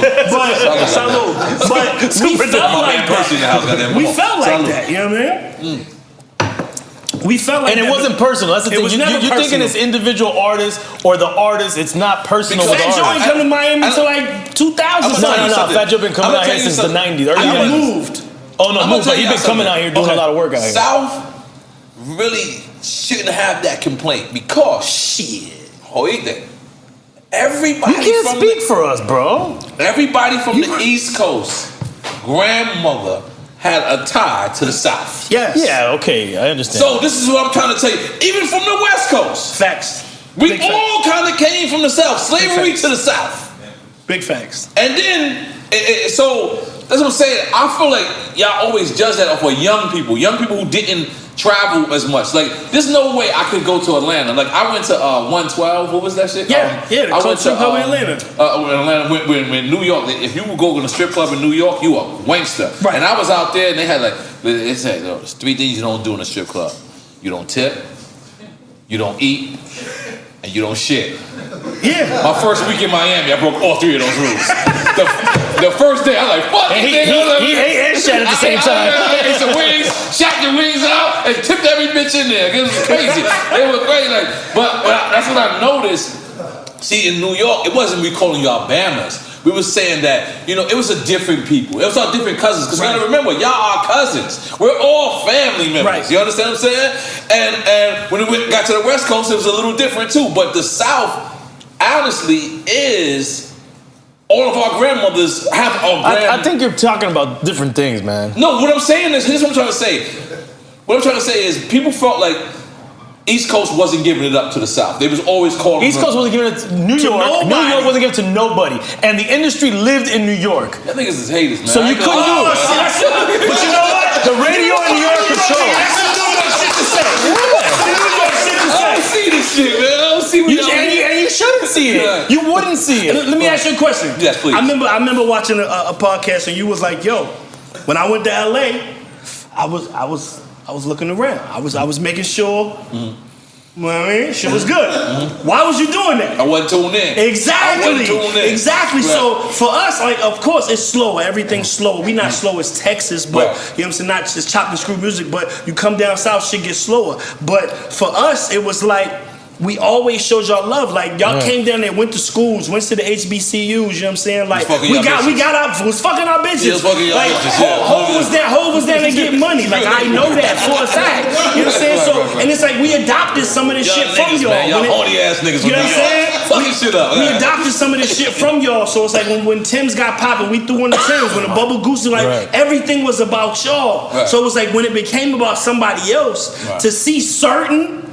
artists be like, nah, we not that shit corny. We not fucking with them type niggas. Like, damn, like, nigga, we doing what hip hop is. We rapping about what we know from where we are. You know what I'm saying? Like, everybody ain't gonna be that. You know what I'm saying? So I think when people like Tim and Pharrell got in the studio to make music, they knew what they couldn't make. We couldn't make no Premier type sound in boom bap hip hop. Y'all already did that. We couldn't make Baltimore Club. Baltimore Club was already popping. Couldn't make Jersey House. She was already done. Couldn't do Go-Go. So shit was already done. Can't do the Luke shit. Can't do the Luke shit. Yeah. Can't do the Scrooge and Chop shit. Can't do the Chronic shit. Can't do the Chronic shit. So it's like, damn, nigga, I'ma sample this baby. You know what I'm saying? I'ma sample this ill ass noise. And for Tim, that was the illest, because I've never seen a nigga sit down and beatbox a fucking beat and then touch a fucking something and make it. So the nigga would sit down and go, yo, I want this shit to go, and the nigga will find the sound that went, and I'm sitting there like, yo, this nigga's fucking crazy. He beatboxes whole shit. I worked with Timbaland. Please don't forget your story. I worked with Timbaland one time. He was like this. No, this is how I want your rhyme to go.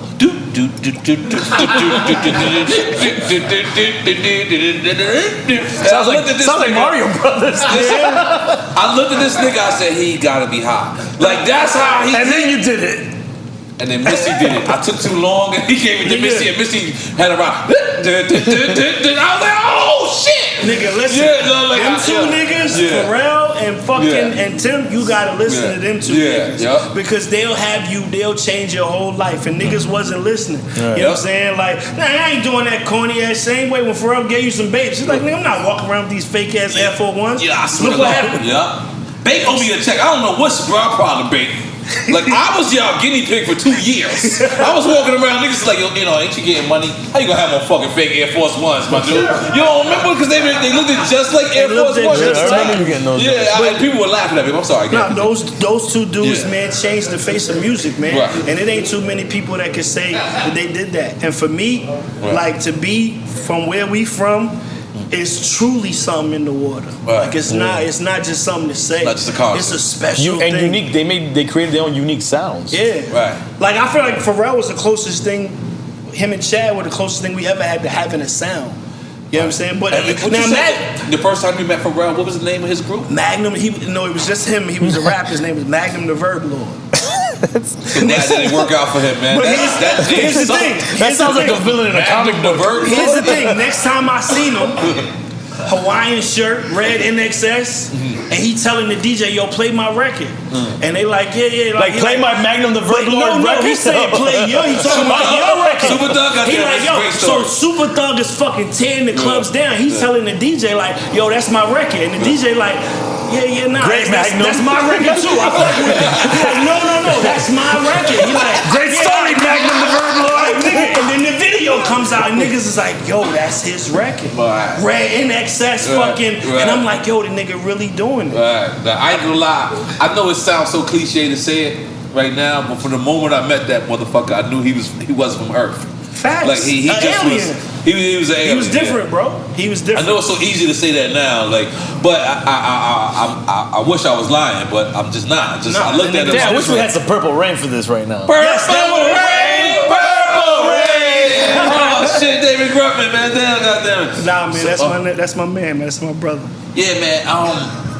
And it's like it feels like in Virginia, y'all all have to be tied to each other. Is there an artist that you're not tied to in Virginia? No. There can't be, right? No. What's this new artist y'all got? I think we signed to Pusha T. Kari. I think his name's Kari. Okay. He signed on Pusha T's label. Yeah, out of Petersburg, young boy. That's like, Virginia, isn't it? Yeah. Nah, he from where Trey Songz from. Oh, wow. You know what I'm saying? Because you got to think Virginia is D'Angelo. Oh, you got Trey Songz. D'Angelo. Chris Brown from Chris. D'Angelo, me, Trey Songz, Chris Brown, Pharrell. Chris Brown? Chris Brown is from Tappahannock, Virginia. Fucking Clips, Pusha, Malice, Missy, Magoo. Like, bro. What was the crew you were in too? Was in Super Friends. Lonnie B. Lonnie B. Danger Lonnie B. the DJ. But he was a dope rapper back in the day. He battled JoJo Pellegrino on a boat. Did him dirty. The white boy. Yeah, did him dirty. That crew was ill, man. Yeah, nah, man. Like, Virginia is a special place, bro. Something really in the water. It's not just something we say. And it's not just Molly. It's not just probably not Molly. There's a lot of Molly in Virginia. Is it? How would you know? It's a great guy. It's not Molly, man. It's not Molly. He's like, it's not Molly, It's man. not Molly. Niggas just sitting there like clap. Niggas ain't know what you clapping. Are we clapping for Molly? Yeah, man. Goddamn, holy moly! You got a book report? Yeah, I got notes, man. You know what I mean? What's up? Let's get into it. I got notes, man. Damn. You know the Easy LP produced from? What album? Because first album. Yeah. The whole first album. No, the first he album. He produced did. it. I met AZLP because he did a song for the Artifacts, and that was. I didn't even know that. Artifact. He did Dynamite Soul remix. Artifacts the first niggas ever let me on a song. Word. Yeah, Artifacts. Shop Tame One L Sensei. Yeah. That was a crazy. Actually, I do remember that. That's crazy. Dynamite Soul. So your first album from where? Is 1996. Yes, I came out on the same day as the Fugees and fucking All Eyes on Me. Worst day ever in sound. I don't think you survived at all. I'm sorry. I don't know where this is going. It was a great album. Niggas from Virginia bought the album, but I didn't hit 10 mil, my nigga. Like, it didn't happen for me. You didn't get gold? Nah, I got gold. Oh, that's beautiful. But nigga, gold back then was platinum. You supposed to lead with that. We go. Lead with that. The score and All Eyes on Me. That's a little. That's different. That's Okay, different. Nobody's gonna do that. All Eyes on Me. Is that the album after he came out? Double out. Yeah, it's killing him. Fugees your record label did not pick a good day. Let's just throw that out there. What label was that? Big Beat Atlantic. Same shit. Junior Mafia. Okay. Wow. Yeah. Okay. You had Large Professor produce on there. Large Professor. J. Period. Clark Kent. Beat Nuts did the N.O.R.E Factor with Psycho Les. And I was the first person that ever did a song with Jay Dilla. I did see Dilla. Yep. Yeah. Because that was Tip's guy. And that's early Dilla. Understand. I'm with Q-Tip. I'm making the album, and I'm like, nigga, you on my album. He like, yeah, nah, son, I got this nigga. You got him. So I said, nah, nigga, you on the album. He comes to Battery Studios. 25th Street. 25th Street with a little small dude with a fucking Detroit hat on. And he's talking about him the same way he talked about me to Pasta Noose and Mace. And he's talking to you now about him. He's talking to me. He's going, yo, son, this nigga ill, son. Where's Bond? Yo, he's so ill, son. Right. And I'm like, yeah. I need the Q-Tip beat, though. Right. He like, nah, I got you. But listen to this nigga. He hits the beat. He put the. I still got the tape. He hit the cassette, put the cassette in, plays the cassette. As soon as I hit the cassette, it's running. I'm like, yeah, play the next one. My dumb ass. I'm like, play the next one. Next beat is the Far Side. Gotta kick something to mean something. I passed on running. Yep. Gotta kick something to mean something. Drop by the Far Side. Another Passed on that. And then he gets to the song that I take, And I never forget, I paid him three bands a song. We did 3 songs. I can't find the third one. If I find it, God please let me find that third song. And he got paid 9 G's. And I remember we was in the studio in Battery mixing, and he was like, he said, yo, I'll never forget this. And I don't care if I get as big as Dr. Dre, you'll always be able to get me for 3 bands a song. I don't care how big I get. Wow. And we never got a chance to do another song. Because he passed away. And at the moment, you thought you were missing out on a Q-Tip beat. But Q-Tip hopped on a song with Large Professor. Right, yeah, that's the song. A song with Large Professor called Extra Abstract Skills. Like, you and Large Professor look like cousins right now. That's my man. I spent more money on Large Professor songs. When you look at the budget, because I was on R&B label, nigga. I had to change the Faces budget. My budget was like $350 or some shit. When you look at how much you spend on Large Professor at Unique Studios, fucking insane. Large Professor will come. You need to get him on the podcast too. Large Professor will come and just listen to records in the studio. Take him all the studio time. I'm like, my nigga, like this is a 12-hour block. We on hour 8, and he like putting the record. And I'm sitting there looking at my A&R Reef like what we doing? We from Atlanta. That was my A&R.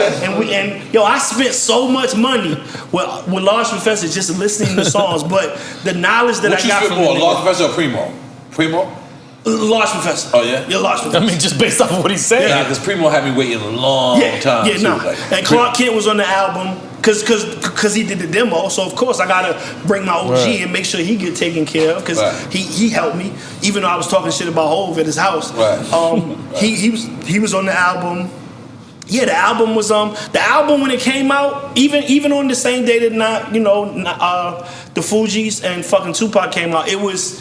In Virginia, it was a big thing because niggas never saw. But just think about it. It's a classic. It's a classic. First album was From Where? Right. That's where you All Eyes on Me and Fugees. But went gold. The second album is called I Ain't Mad No More. Right. That's when I changed it from Mad Skills to Skills. And that's the one not on Ruckus. Is that on Ruckus? That was Ruckus fucked that whole shit up. I think I ended up putting that shit on. Only the singles came out on Ruckus. Only the singles came out. Then Ruckus folded. Because they did a 50% stake with MCA and the whole shit. I think that was when Quali came out. Remember Quali came out? Shout out Brian and Jared. But they was trying to get fucking Coogee Rap to do songs with Nelly and shit. Like they was wild. But they started out with the right intention. They started out with the right intention because I believe they almost signed Garcia. They were coming down to sign Garcia. Ruckus was probably the last label where as soon as the nigga got the record, he was like, oh no, I'm fucking with this. As soon as I saw the Razor, the R, I'm like, I'm gonna give this a shot because it's Ruckus. They were thinking out the box, and some of the things worked and some of the things didn't. They was killing it for a minute. Then, so what happened? What killed Ruckus? I mean, he said MCA got in for half, and the shit went left after. Like I said, they was trying to get Coogee Rap to do songs with Nelly. Not knowing what they had. You got Most, you got Quali, you got Pharoah Monch, and these niggas is doing numbers with no radio play. Like I remember when Simon Says got on Hot 97, like nigga. Simon Says, get the fuck up, nigga. Like it was done. But then that lawsuit did them, but they had a crazy lawsuit coming, bro. I seen that lawsuit coming. That was crazy. But Ruckus was Ruckus was fucking crazy. I remember. Crazy story about Ruckus, real quick. I'm at Conway Studios in LA. Not Conway, the machine. No, not Conway Studios. I'm with my girl at the time, Esther Dean, who's like a super big pop writer. I love how you know everybody's name. You don't forget nobody's name. He describes it so great. I'm with Esther, and she goes to a session with Dr. Luke. Right at this time, that's the pop. That's the producer, fucking Katy Perry, fucking killing the shit, right? So she's in there cutting her vocals. I'm sitting out on the little patio. Dr. Luke comes out, and they got a guitar. So we just sitting there. He like, oh man, how long you and her been dating? I'm like, X amount of time. And I was like, yo, you look wild familiar. He was like, where you from? I said, I'm from Virginia. I said, where you from? He was like, I'm from New York. I said, yo, you ever been to Ruckus Records? And this motherfucker's playing guitar, and nigga stopped. He said, oh, Ruckus. I was like, yeah. He said, yeah, no, I used to be at Ruckus. He was like, I used to sell Brian and Jared their weed. And I'm like, what? Dr. Luke. So I knew Scram Jones. You sell me my weed. Katy Perry, Kesha. So I'm like, yo, I saw you at Raucous. He was like, no, I used to do like, what he called it, dubstep remixes. He's like, I would do dub Euro remixes. And they realized that every time that they would, I would do a remix in the UK, the shit would get BDS. They spins would go up. Wow. He was like, so I started doing remixes for him. They would give me that song acapella. And then one day, I think this is what he says, that one day, like one of the rappers left. Are you talking in his voice right now? Yes, that's how he talks. He goes, yeah. one of the rappers left some weed at my studio and I just fucking started selling them the weed. And I'm sitting there going, Dr. Luke, who's fucking killing the game, pop game, killing it, used to sell weed to fucking Brian and Jared at Raucous. Wow. And then the nigga looks at me, he was like, he's looking in the air, he's playing guitar, he's like, Raucous Records. He's like, you think that name would like mean something now? I was like, what you mean? He's like, you know, with like the emergences of like the, you know, the J. Coles and the Kendricks. Like, I wonder if I just bought the name Raucous. Oh shit. Wow. And I'm sitting there going, you should have said, let's be partners. I was like, this is crazy. Like, super ill. When, like, bro, as far as songwriters, he's right behind Max Martin, which is probably the top tier. I'll let you know how much I know. I don't know who fuck Max Martin is. You don't know who Max Martin is? I didn't know who neither of these motherfuckers Look were, it to be up. honest. Look it up. Dr. Luke, Max Martin. Explain to me. Come on, please. I don't want to look it up. Come on. Max Martin started out in 94. Okay. Right, maybe 92. That's the year you was born. Right. Okay. All right. But he's had a hit on the charts. Britney Spears, Backstreet Boys, Taylor Swift, Ariana Grande. Like, Dr. Luke is his protege. He took him under. He's fucking Kesha, Katy Perry. Nigga had a pop run that was like songwriter of the year a gazillion times over. You know what I'm saying? Like, I pay attention to all types of songwriters. You know what I'm saying? So it just as far as writing songs. Like, so when I did the Nicki shit, I did the Nicki song. Nicki Minaj? Yeah, so I did the Nicki song. Yeah, you can't just say Nicki. Yeah, really. Pop record. Maybe you can talk about Nicki D. I don't know. First of all, I ain't write Nicki raps. She write all her raps. Did a hook for Nicki called "The Night Is Still Young." Pop record. Pop record comes out, and I'm at home looking at. This was when I think Taylor Swift and Nicki got into a little Twitter beef or whatever. Oh, remember that shit? It wasn't Taylor Swift, it was the other chick. And she was like, no, I'm it's right Taylor here. Swift. Right? Taylor Swift? And Taylor Swift jumped in, then they made up. And then they come out at the MTV Awards. Okay. And I'm watching Taylor Swift on stage at the MTV Awards sing my words. And I'm like, nah, nigga, like niggas like us can get there. Right. You know what I'm saying? Like, pop music is pop music, but it's still all music. There's only two kinds of music. The It's hits good on music your and back of bad your music. neck will get up when you see Taylor Swift. Would it happen for you if you see Taylor Swift singing what you wrote in your fucking... I mean, once did somebody sing my shit? Niggas ain't singing my shit, nigga. Come on. Nigga, it's you. Nah, man, like, to watch that happen as a songwriter, you know what I'm saying? Like, I write all kinds of songs, bro. Like, I just do what I do. Fucking Black Men Don't Cheat. You know what I'm saying? For Duval and Charlamagne, I wrote that. Ooh. You know what I'm saying? I could see that. I was pissed when I wrote that song. Why you was pissed? What happened? Oh, I don't know if y'all remember. Let's get another shot. Let's get another shot. Yeah. You remember the video? I don't know if you remember. It was on World Star. Shit was viral. It was this girl at McDonald's, black girl, drunk white dude comes into McDonald's, starts talking crazy to her. And he says something to her, and the black girl just start beating his ass at McDonald's across the counter. Remember that shit? I think I remember that, yeah. And then there's two dudes in the back, like two black dudes, young dudes, just looking like, yo, like, damn, Keisha beating the fuck out of this nigga at work.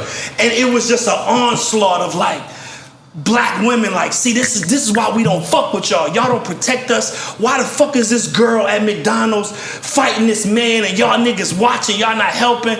And I'm sitting there going, yo, she was whipping this nigga ass. At no point did she need help. Right. And you know how you be at work and you gotta, everybody got that person at work, they're like, yo, don't fuck with Kim. Right. Kim will beat your motherfucking ass. Don't fuck with Kim. So they watching her beat his ass, and black women just went crazy online. It was all on the blogs and shit. Right. And I'm just sitting there watching this shit like, why it's always our fault? Like, damn, what we do? So in that moment, I was like, yo, I want to piss off every black woman in America. And I wrote Black Men Don't Cheat that day. And I was about to do the video, and I'm sending the video to Afion, Nick Cannon, and I just want niggas to sing the hook, Black Men Don't Cheat, because I'm like, when black women see this shit, they gonna be mad as fuck. So I sent the shit to Charlamagne. Charlamagne calls me, like, yo, you know who need this record? I said, who? He said, Lil Duval. This was right after Living My Best Life. He said, yo, you should sell this shit to Lil Duval. But I believe this record. So hold on. You telling me I'm like, cause I thought it was real. Listen, I don't cheat. I'm a black man. Black boys cheat. Right. Now here's the thing. Duval was being funny.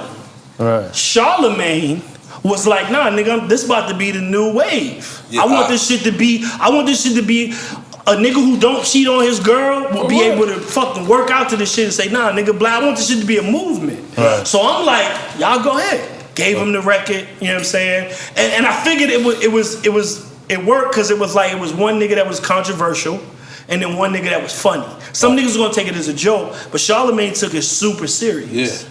So I was 2 days away from putting out Black Men Don't Cheat as Mad Skillz. Wow. And Charlemagne was like, yo, you should get this shit to Duval. Wow. Good move. Take a shot for that, Take a shot. I'm taking a peepers, man. Charlemagne A&R that whole That's how you thing. know. That's how you know Salute. Mad Skillz is a real drinker. He's taking a shot. What a shot! What a regular drink. And I'm taking the peepees. And did I ask you this already? I'm not sure if I did. But what is your favorite part of the game? Music. Just. Now, but the music, that's still a two-part answer because is it making the music or performing the music? I like DJing now. I'm a DJ. I've been DJing for 5 years. And the passion that I lost for rapping, I gained in DJing. So for me, it's just music is the hub of all of this shit. Right. I started out making music, then I ended up writing music for other people. Now I'm playing music. You know what I'm saying? Instruments? No, just DJing. Oh, DJing. Like Okay, I DJ heavy. Like I thought you got acoustic on us and be having a little band. I DJ heavy, man. I love DJing and the respect that I have for that craft. Cause where I'm from, it's like being from Virginia. We always felt like we was underdogs. Right. So when I started DJing, I was like, I don't want to be a rapper. Niggas like, oh yeah, he just up there fucking around. Like that's Mad Skillz. You know what I'm saying? If he fuck up, like that nigga ain't no real DJ. Let the nigga live. Right. I wanted to be the best. Right. I wanted to be good. So when niggas think about rappers that used to DJ, I want them to think about me. D-Nice. Right. Biz Markie. You know what I'm saying? Like, pray yourself for Biz. You know what I'm saying? Keep pushing through. Yeah, please. You know what I'm saying? I wanted to be one of those rappers that people take serious as a DJ. So I got in the room and started fucking practicing hard body. On your own? On my own. Mixing. Because what you gotta understand is that when I get a gig, like I did a gig last night. So it's like when I get a gig, I'm gonna get niggas that just booked me on the name. Right. It's like, oh, that's the homie. Let's get him a bag real quick. Right. He dope. Let's bring him through. Right. But I want to kill it. Tear down the house. I want to tear down on some Kid Capri shit, on some motherfucking SNS. You know what I'm saying? What's your favorite party DJ? Kid Capri. Hands down, Kid Capri. I would say Kid Capri is definitely my first party Top DJ. tier. Right now, a party I love to go to is DJ Camilo. Yes. I can't lie. Yeah, nah, He Camilo's brings a the international. Yeah. It be Koreans in there. I'm like, how you get Koreans in? He calls something international. Yeah. And he actually lives up to that. Yeah, name, nah. You know what I mean? Because I feel like as a DJ, I don't know nobody that likes just one type of music. Like if I ask you to name me your favorite songs, you might name me some reggae shit, some Latin shit, Reggaeton. some reggaeton I like shit, the way you went some there. hip hop shit. Reggaeton, You know what I'm baby. saying? Nobody likes just one genre of music. So I don't think you should ever just play one genre of music. Right. You know what I'm saying? I'm the type person like if I'm DJing for black people, I know what Before I Let Go does to black people.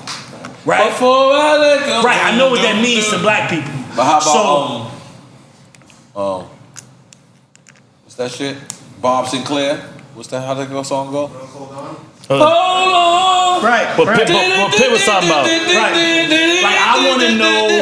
Right. Hold on. I want to take ecstasy immediately. As soon as you hear that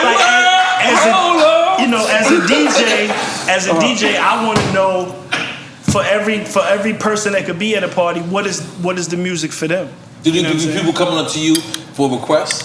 Yeah, but I don't usually take them. I'm like, let me work. Yeah, Is DJs don't want to get come up to you to tell you play your shit? Yeah, of course. But the one thing is, I never want people to come to a party and be like, oh, he just gonna play some 90s hip hop. I'm gonna hear some Nas, some fucking So black music. I play all that shit. Get out of here. I play everything. 42 Dub. Because a DJ, a real DJ, it ain't about me. It's about y'all. You know what I'm who's saying? in your set from the new homies? Oh man, listen. I'm playing 21 Savage. I'm playing 21 Savage is damn near a legend. Yeah. I'm playing. That's how you know how fast shit is going. I need to hear Foreign Fabio. You got Foreign Fabio? If I'm in New York, which I ain't been yet. Damn, you been taking some New York shots lately, man. Yeah. You gotta listen, man. I said I Leave Uncle Murray shit alone, man. No, I'm saying if I'm the whole in New city. York, It's just Uncle Murray, all right? I love y'all, man. You can still come to East New York too, man. Just leave it alone, man. Listen. I pull up. I love y'all, man. Like, listen, what y'all have done for the culture can never be erased. But who's the newest guy you got in your set? I need to know this. In my set? Yeah, like the newest. Name a couple. I'll probably play, like I said, Savage. You gonna hear Thug. How about CJ? Whoop-dee? You're not playing Whoop-dee? You definitely got a problem with New York. I'm playing Roddy Rebel. Roddy Rebel, okay. And Pop. Okay, You know and what I'm saying? Pop. Pop. You know what I'm saying? Okay. When I'm playing that. You got 2 drinks? Oh shit! I was ready for 2. Yeah, I'm in. Hey, I'm not doing 2, but I'll fill it up a little more. But you gotta play Lil CJ. Whoop-dee. Cool. Okay. Come on, Whoop-dee. I don't even know what that means. For the Listen, record, it ain't for us. 43. It's not for us. It's for us. It's not for us. Yes. It's by us, but it's not for us. Fubu. Fubu is here. Backwards. Boo-foo. And we said your favorite era. We said your favorite part of the game. Part of the game is just music. Yeah, salud. So nobody said Celia Cruz? Okay. Celia Cruz? All right, I got 2. It's all right. That was not enough for me. I'm gonna be honest. I'm going right back in. I mean, you got big ass ice cubes in there, that's brother. what happened, man. The Ice Cube. The Ice Cube took over a pause. We'll join you for a second. Come on, join me. God damn it. We got motherfucking mad skills in the building. Make some noise. It's Scram Jones. You wanna come in here? You wanna come in, Scram Jones? Scram, oh shit. What's up, brother? Come on, Scram Jones. Scram Jones out here. And I will say, like, big shout out to you, because anytime somebody that was here from VA, the first thing you would always say was, the first nigga I ever heard of from Virginia was Mad I was Skillz. playing your records out here. I was on the mixtapes, everything. Yeah, Nah, man, I got thank you, drops man. from you. How can I be down? Like, man, thank you. And I remember when you said it to me, like, you was like, you did drops to me the whole shit. I was like, appreciate it. Now, is that pressure? Give Scram a goddamn seat. Salute. And you're gonna take 4 shots to catch up. I appreciate that. Though. But it's like, is that a certain amount of pressure or is it like, all right, let me symbolize this question. Jay Prince, Jay Prince on here. Okay. Right? So to a certain extent, everybody from Houston, Texas, feels like they have to have a Jay Prince stamp, a Jay Prince. Is it like that in Virginia? Not for me. Okay. Like, I don't, I'm not the person where they feel like they have to get through me. I want everybody to win. Because like I said, we come from a place where nobody ever got off. You know what I'm saying? So, I would love to see a young, like the kid Pusha got Cardi, you know what I'm saying? Like, I would love to see new artists coming up from the city, you know what I'm saying? Like, or from the state. Because, like I said, I realized that it ain't about me no more. Like, I opened the door so you could get the Pharrells, the Missies, the Clipses, you know what I'm saying, the Magoos. I opened that door so it's only right that the door stay open. Like, you know what I'm saying? I don't want to just be, I ain't open the door to fucking close the motherfucker. Right. You know what I mean? Like, I want this shit, I want everybody to win.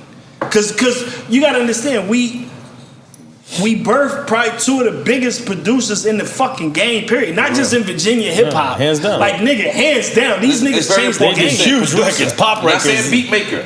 No, Big them niggas difference. is producers. They are song craftsmanships. They know exactly what they doing. I seen it at a early level. I remember being in the studio in Master Sound when niggas was working on Busta What It Is right now in one room and was working on Grimy in the next room. Nigga, memory is immaculate. Like, I was there. That's so accurate.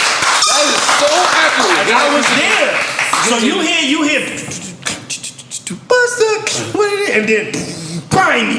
Like, now I'm like, nigga, these niggas on fire. This is a fact. You know what I'm saying? G-Wagons and shit in the lot. This is like, a fact, yo. You know what I'm saying? Like, they was working. They was working. So it wasn't, this shit didn't come to Pharrell and Chad and Tim easy, man. Like, they was working. Like, we was all working.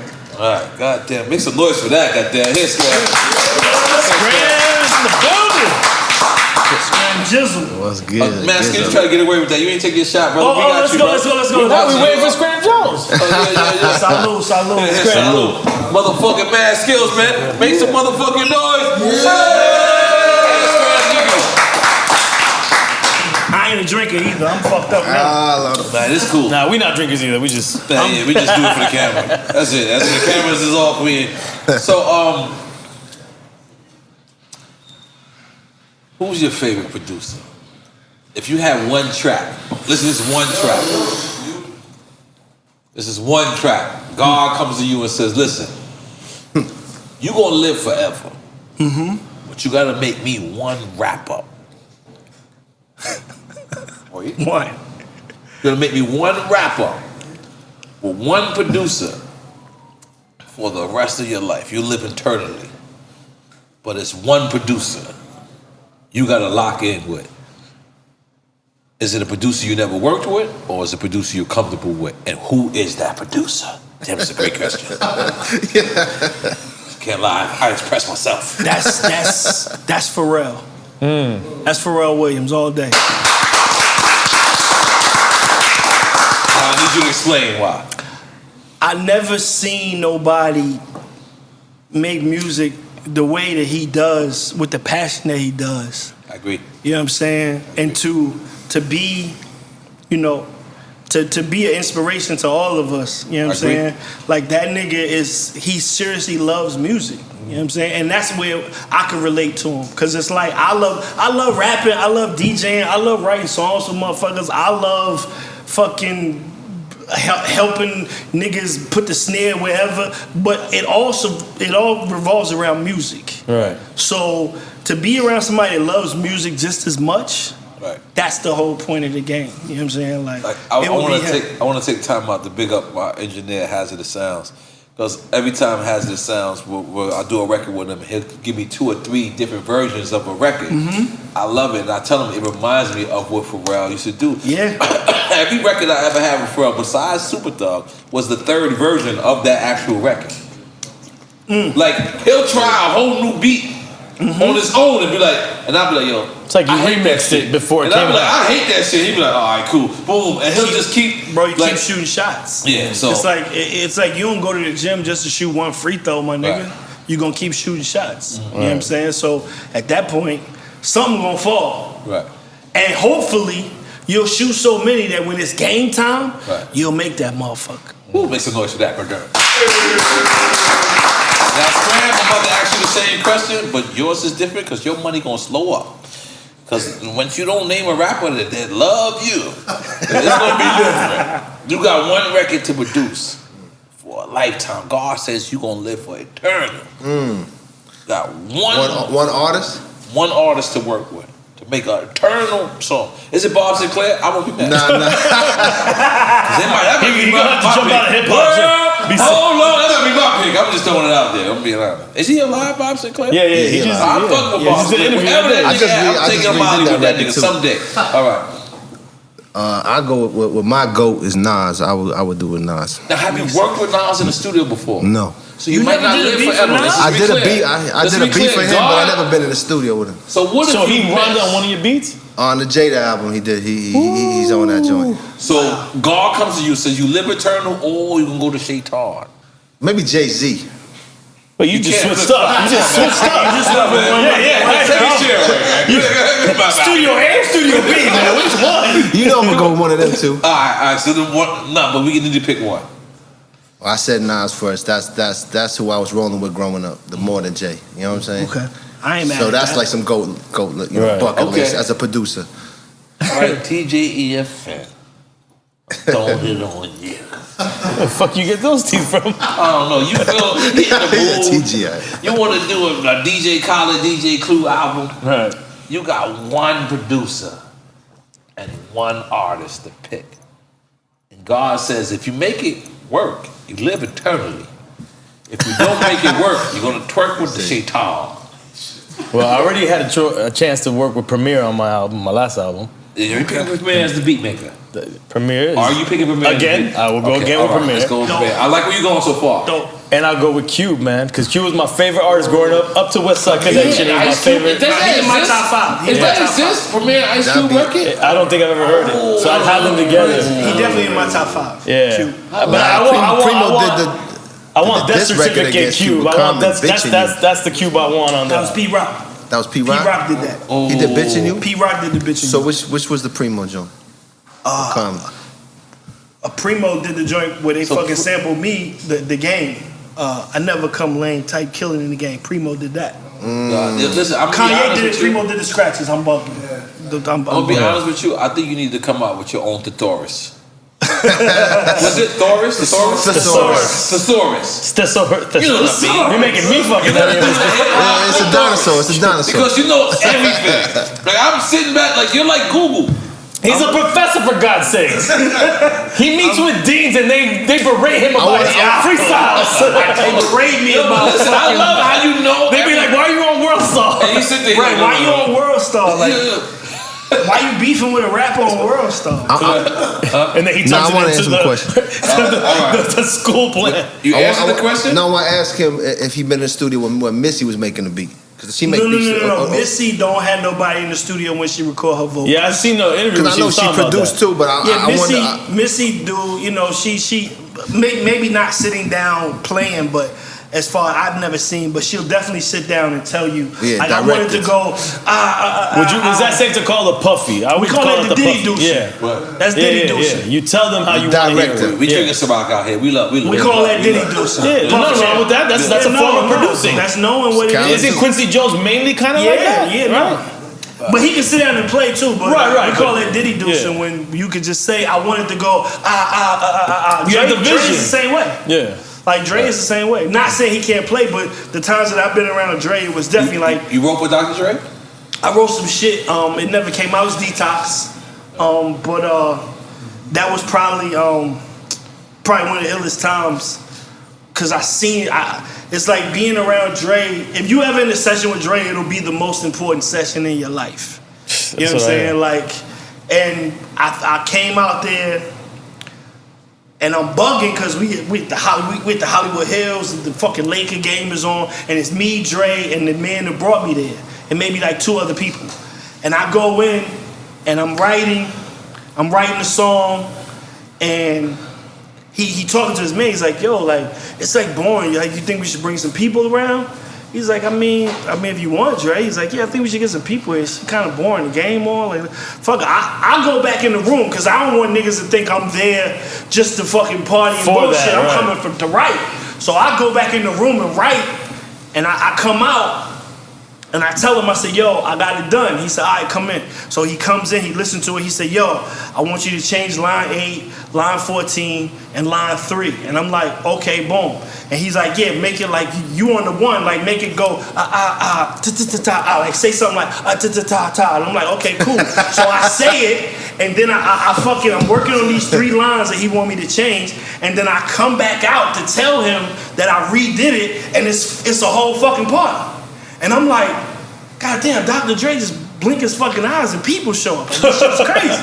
I would have showed up. And it's Grammy weekend, so it's fucking popping. I think it's Grammy weekend. I'd have been there grouping down too. What's going on? Grammy weekend. Go ahead. So Buzz, let me tell you how to go down. So it's Grammy weekend, and I do the joint, and we finish. Everybody leaves, and I'm talking to him, and I'm like, yo, man, like he's like, you like the record? He was like, yeah, nah, I'm gonna fuck with it. I might cut the reference and shit. He says it's dope, and I was like, yo, man, I love the house, man. Like this shit is amazing, man. Like, you trying to floss? You using the house? But I'm in the house, right? So I'm like, let's throw it out there. Like we thought you was in a regular studio. Okay. No, I'm in the house, and I'm like, yo, man, this is beautiful, man. Like this is amazing. This home you built here. You know what I'm saying? Like, and he said, I never forget this shit. The nigga said, nah, this the crib. This like the party crib.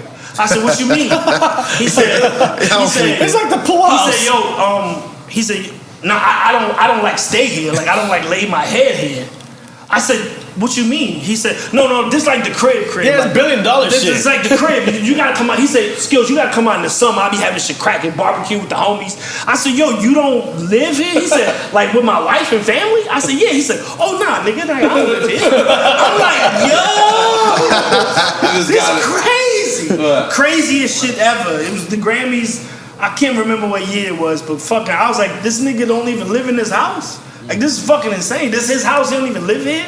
Wow. It was the chill crib. Wow. That's someone that we need on Drink Champs. Got to. And shout out to Smitty, who's trying to make it happen. He's in that camp. He's a writer. Big up, Smitty. I don't want to throw him under the bus, but let's make it happen. Got to. I leave the crib and I'm with the homie and we driving and I'm fucking kind of like, the homie's kind of faded, so he like, yo, can you drive? I'm like, all right, bet. I'm driving. I make the right. I come out. And these men in black niggas come out of nowhere with the fucking earpieces, the black glasses. And I'm like, yo, what the fuck is going on? And dude like, yo, where you going? I said, yo, I'm trying to get back down to Sunset. He like, yeah, nah. Back up, do a 3-point turn, go back that way. I'm like, all right. Like, I feel like niggas about to pull out on me. So I'm the homie he fucked up. He in the passenger seat. I turned the car around, whipped the car around, started going in the hill. I said, yo, what the fuck was that, bro?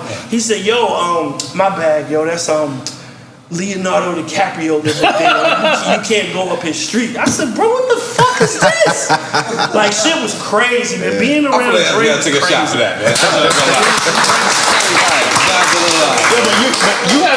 You have to answer this now. What? You're a producer, but that's the thing. I already knew you were gonna say that. So now you gotta say feature on the track. Last feature in your life. Yeah, OJ. Come on, man. Stop it. I want to write OJ's one. Stop it.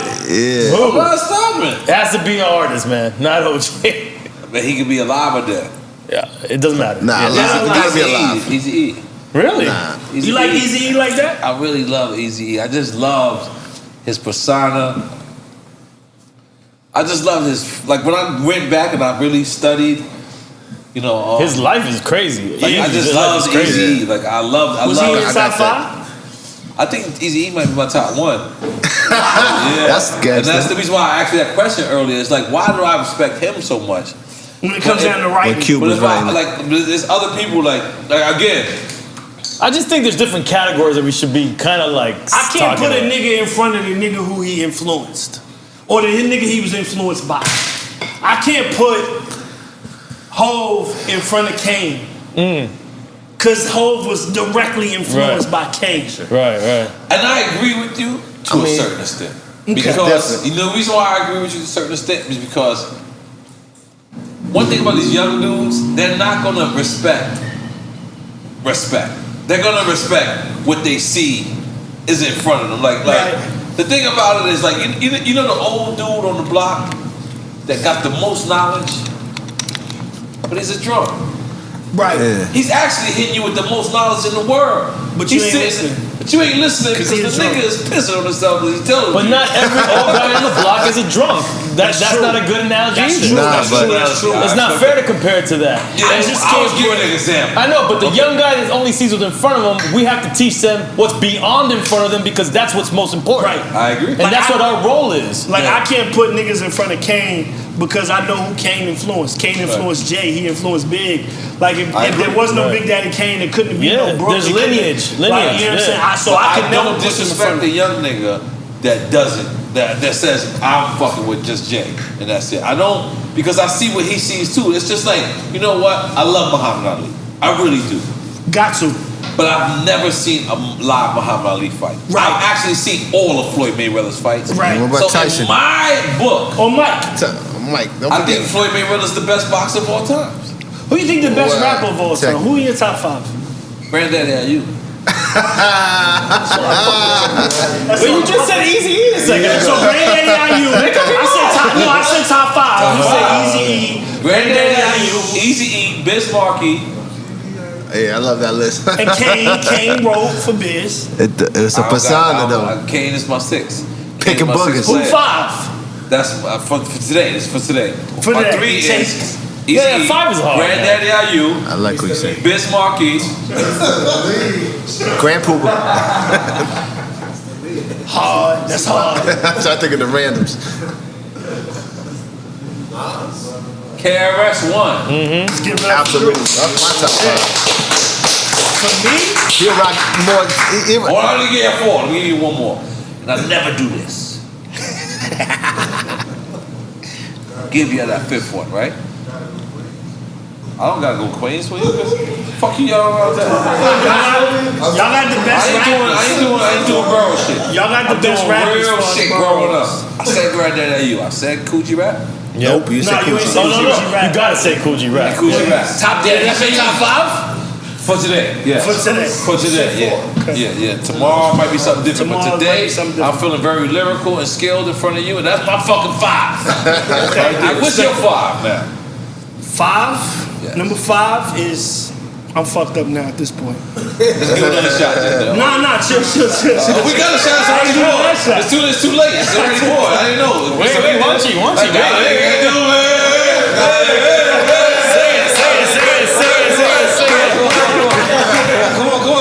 Yo, remember your 5. You better remember your 5 too, motherfucker. I'm gonna fuck with you. I got 2 sets. So, I'll let him go. 5. No particular order, unless you want to have it in order. Nah, don't do it in order. Don't do it in order. Number 5 is Ice Cube. I'm there with you. You're gonna be mad. Number 4, Black Thought. Why you be mad? He gonna be mad. It's coming soon. Pause. Number 3, Hove. Not mad yet. I seen the nigga write lobster and shrimp right in front of me. That was hard. That was hard. Number 2, Big Daddy Kane. Wouldn't be no mad Skillz without Big Daddy Kane. I respect that. Number 3, I'm fucked up. I'm fucked up. Yeah, you went from number 3. Number 1, greatest all time GOAT to me. Hold on. Everybody hate this thing. GOAT of all time? Greatest rapper of all time? You better be careful. Rock him, nigga.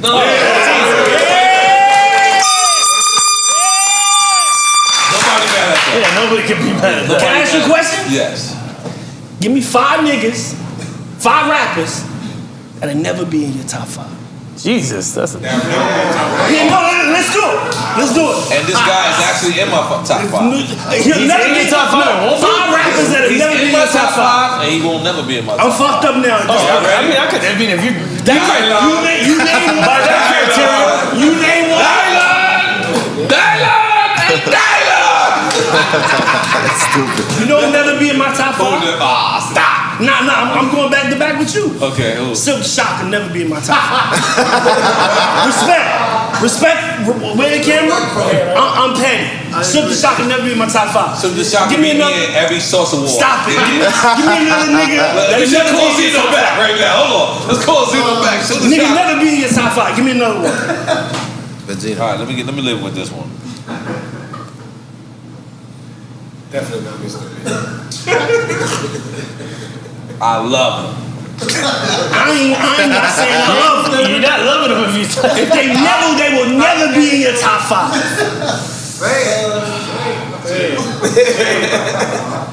Orange Juice Jones. I didn't really. Nah, I don't care. That don't count. A rapper. See, watch out with the freaking... Stop trying to be politically correct. And he Give killed me a the nigga that outro. never be in your top 5. N.O.R.E, stop playing. Orange Juice Jones. A rapper. Orange Juice Jones, hell, what are you talking about? No, never be in my top 5? Murphy Lee, St. Lunatics, never be in my top 5. Let's go. You next. Scram Jones. Nah, Scram Jones. You're not gonna do a beat for him. You're not gonna do a beat for him in 2021. Fuck it. EFN, you next. Get it ready. Damn, it's getting pretty hardcore. Never be in your top 5. I say, no disrespect. I love the group. I say, Malachi the Nutcracker. Let's go, Malachi the Nutcracker. Let's go. Really? Nah. Group home? No. Group home under the DJ EFN. You next. Malachi. Let's go. DJ EFN. Who'll never be in your top 5? The group Rumpelstiltskins. Nah. I need a rapper. I actually like them a lot. Come on, you next. Give us one. No, you ain't give us one. You gave us fucking... I'm going after you. What are you talking about? Let's go. Train go this way. Nah, because I'm going to give a regular. Nah, fuck it. Let's go. Nah, I don't got one, man. Come on, Tolo. Come back to me. Nah, fuck some Tolo. Net rapper never be in your top 5. Rapper. Oh, okay, you're right. Okay, top five. No, come back to me. He'll never be. I just like the criteria. He'll never be in your top Top five. five MCs, like. Well, never. Come on. He'll never be in your top five. He'll never be in top five. Yeah, Doesn't man. mean they're whack. Don't mean they whack. Just mean they not as best. Nah, I'm as just your top making five. sure they're not coming on Drink Champ soon because I want them on. Nah, fuck that. That's No, I want them to be on Drink Champs. We trying to be politically. No, it's not correct. politically correct. I just want them to tell this story on Okay, Drink Champs. give it to I'm me. just thinking. Tag team. And then you next. Get yours ready. I got mine. No, I got you one- I got one know after what? you. Yeah, the tag team dude. Sorry, Tag team will guys. never be in your top five. Yeah, Just give it definitely. up. Tag team, who dead is one of the biggest records ever sold. yeah, they will You be in my next. top five. Never be in your top five. I'm not gonna lie, and I love these guys, and I live in Miami. It's so terrible. Smiles and South Star. Oh damn, they won't be my top five either. And my boy managed them. Damn, sorry, Alfonso. They produced a record for me. I was going 2 Live Crew without Luke. Hey, relax, buddy. Relax, buddy. They just say top five. He said, no. He ain't saying they whack. He just saying Come on, they not lyrical. Alright, We trying to find the non-lyricals. I'm next. Yeah. I'll do another shot. I'm next. But they're not eyes. I mean, that's the easy. That's so easy. I got it. Lenny Grant, never be in my top five. I'm Petty. Petty Thug Mafia in the building. I'm Petty Murphy. Scram Jones, nigga, never be in your top five.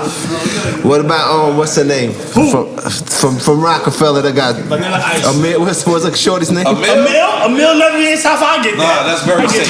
I get That's that. too safe? That's safe. Yeah, that's safe. That's EFN. Man, Come on, fuck Who that. got, It's Drink Champs. who Let's got go. granola bars? let's think. Who got the granola bars? Let's go. And never be in my top five. The thing is, I have people in my mind, but it's just like, Nah, that's the problem. Oh, I got somebody. I'm not worried about nobody showing it's not that I'm not worried about it, man, because I don't think that, like, I don't want to throw shade on anybody that doesn't deserve it anymore. it's not saying you whack. It's just saying you would never. It is saying you're whack. Find the It is saying dustiest- you're whack. Just It find is the saying you're dustiest whack. It is. And the people I'm thinking are legends in my mind. They legends, but just they never- lyrically they don't stand up to the top five. Bro, I'll never be in N.O.R.E's top five. I'm mad Skillz. I'm from Virginia. That's cool. I ain't fucking with Hov, Nas, motherfucking Eazy-E. That ain't in my top five. You see my top I'm five. not in your top five. I know it. Yeah, I know it. Easy E in my top five. No, ain't in my top five. And that's my nigga. I mean, we can say a million people, but I think the minute you say it, I just like doing it because niggas always go, who in your top five? Like, no, nigga. Next top five. come on. I'll name my top five: Big L, Rakim, Ice Cube, Scarface, if I didn't already say, Okay. and Pun. I like that. You said yours. I said mine. Let's be positive here, brothers. Come on, Let's not be positive. Y'all had niggas on the show that said fuck me, so it is what it is. They definitely didn't say fuck you. Oh no, he didn't say fuck me. He didn't say. Stop, let's take another shot. At this point, I'm done. I hope this is what you wanted, because I'm a 2-drink minimum nigga. I'm a 2-drink minimum nigga. We keep fucking. Scram, who will you not produce with? What's next? Niggas who will never be in my top five. And yours? Oh, you gonna go there? I'm gonna skip you. Wait, I said something. I You said didn't say nothing. I said what's a tag team? I don't even know who that is. Tag team back again. MC Brains will never be in my top. No, I like MC Brains. Fuck outta I mean, he won't be in my top five. Nigga all that right. would never be in my top Isn't he five. from Virginia? Who is relevant? Stop playing with me. Who is relevant right now? Oh, I like it. And a part of the light skin mafia, which I'm not a part of. I'm a part of the dark skin community. You switch up every once in a while. I don't want to be part of the dark skin community. I want to be with Akon and them. Joe Budden is not ever gonna be in my Joe top Budden five. will never be in my top He five. will never be in my top Doodle five. juice. That's my brother though. I love him. Listen, I It's not love doodle you, juice. I didn't like that part. You can't say that. Doodle juice. You said doodle juice. Doodle smoothie. Oh man, you better set up another whole shit. I've never heard of that. What is that? Joe Budden is a rapper? Joe Budden's Nah, you can't say that. You know what? Y'all niggas biased. What's the last Joe Budden? You know, I ain't doing this with you. Nah, but if I'm you doing this with you. Pump It Up was a hit. Nah, man. He low key. New music was hard. No, he low key Boogie got mad at me because I put him in the wrap up and shit. What did you say about him I in the said rap? he jerked off his dog. I mean, that was a little weird, bro. That was mad weird. That was weird. There's no way of getting around how weird that was. Wait a minute. I didn't even see it. I just know about it. What the fuck y'all talking about? Wait a minute. Jerking off a dog? And niggas say he pleasured his dog because his dog was horny. He said it or girl said Bro, it? did he do it? Did he do it on the show? I didn't come to Miami to talk about Joe Budden jerking off his dog. That man jerked off his dog. No, he had a reason for it. He said he had a reason for it.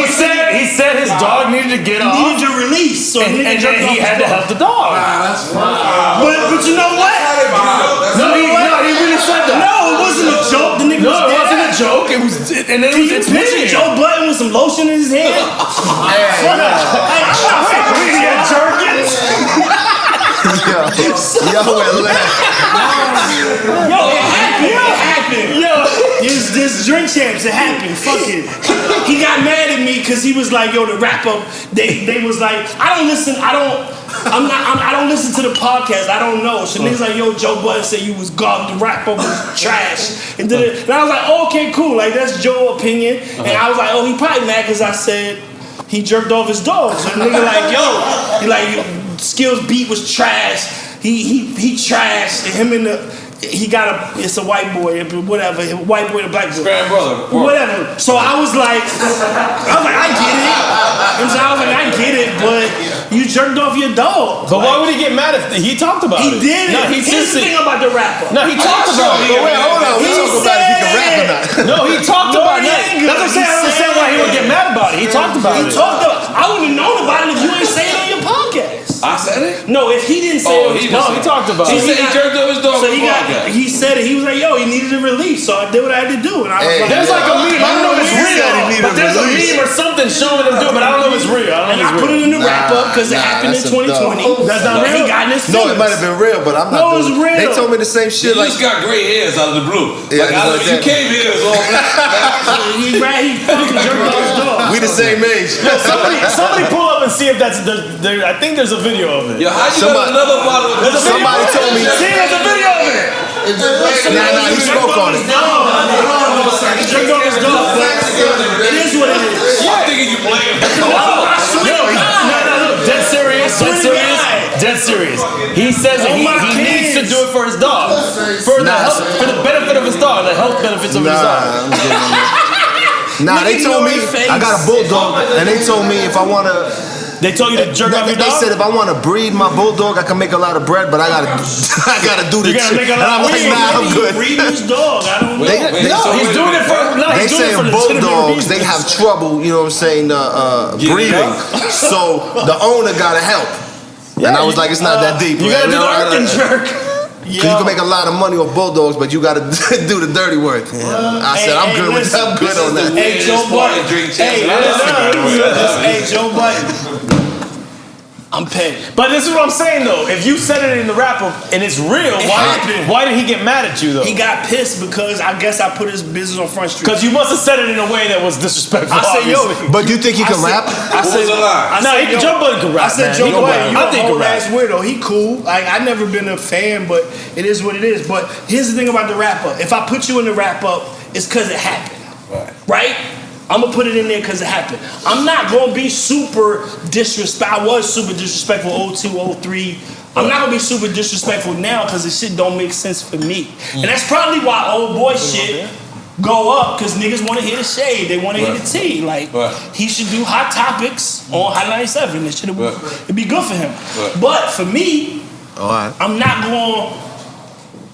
This year, I did the wrap up was 8 minutes and 46 seconds, which was the same amount of time that the nigga had his knee on George Floyd's neck. God bless. So for me, it was more of a point for me. I'm like, I get to the end of the song and I say, the whole time you were listening to me was the whole time that nigga had his knee on George Floyd's neck. Like, imagine listening to a rapper rap that long and the nigga was fighting for his life that long. So the wrap up had a meaning this year. It was 8 minutes, 46 seconds. Because the shit got to reflect the times. So for me, that's what it was. And I think they listened to it. They was like, oh, the beat was trash. The flow was trash. Skillz out of here, we fucking with the other one. I'm like, all right, cool, but it was a meaning to the shit. Oh, we need and why it was as long as it was. You know what I'm saying? So that's why I did what I did. Out of respect to him, and the family hit me up like, yo, we appreciate that. Because I'm like, it's December. George Floyd happened in the summer. I don't want niggas to forget. Right. I'm going to try to remind niggas one more time, you know what I'm saying? Just to let niggas know. More questions. Go ahead. What's up? All right. I'm faded now at this point. I'm going to go ahead and tell you now. It happens. Who was in the room? I want to, while he looked for his question, can I ask you a question? Who was in the room? Because the way I became a Skillz fan was listening to Stretch and Bob, and that one freestyle you did, I know you made a B-side out of it, was like punchline after punchline, 5 minutes straight. I forgot what beat it was. But like, Red Alert. Mark the 45 King. That's what it was? It was called... but it had like some underground, like, you know what I'm talking about. Mark the 45 King. That's his Mark move the 45 But then you King put it on the made B-side, but who? But there was other MCs there though, right? Me and Q-Tip. And Q-Tip, Stretch and Bobbito... You went crazy. ...was like, yo, we gonna invite you up here, but you gotta bring Q-Tip. We need to interview Q-Tip so we could talk about... So that was the way you got there. So we could talk about these beats and how he been doing One Love and the Nas remix. Q-Tip goes, when they ask me to rap, I'm gonna kick the shit to you and spit that shit you spit. Shout out to Q-Tip for that. Yeah, shout out to Q-Tip. He said, spit that shit you spit in the lobby in Atlanta, in the hotel. I said, all right, boom. Q-Tip starts rapping, throws the shit to me, I do the shit. Stretch and Bobbito wouldn't even have me up there if it wasn't for Q-Tip. And then Q-Tip threw the shit to me and I did the verse. And the shit went viral, I guess as viral as you can go. That shit, yeah. No, that shit was on vinyl, bro. Yeah, that shit pressed it up. I go to Rocksteady in the park, start rapping it. Everybody in Rocksteady in the park knew the beat. And I was like, this is what going viral means. But who beat was that? It was Mark the 45 King. No, but that was another rapper on it. Like, it was a song. Nah, it was Mark the 45 King, just instrumental. It was on. Was it it was on the B-side of Nas Factor? That's why I was going to Rock and Soul. I was going to Rock and Soul getting records. I used to get Rock and Soul had 45 King had a little compilation. Beat number 4 was that beat I rapped over. Wow. That's an error, bro. I never forget that. I had that shit on. Make some noise for that.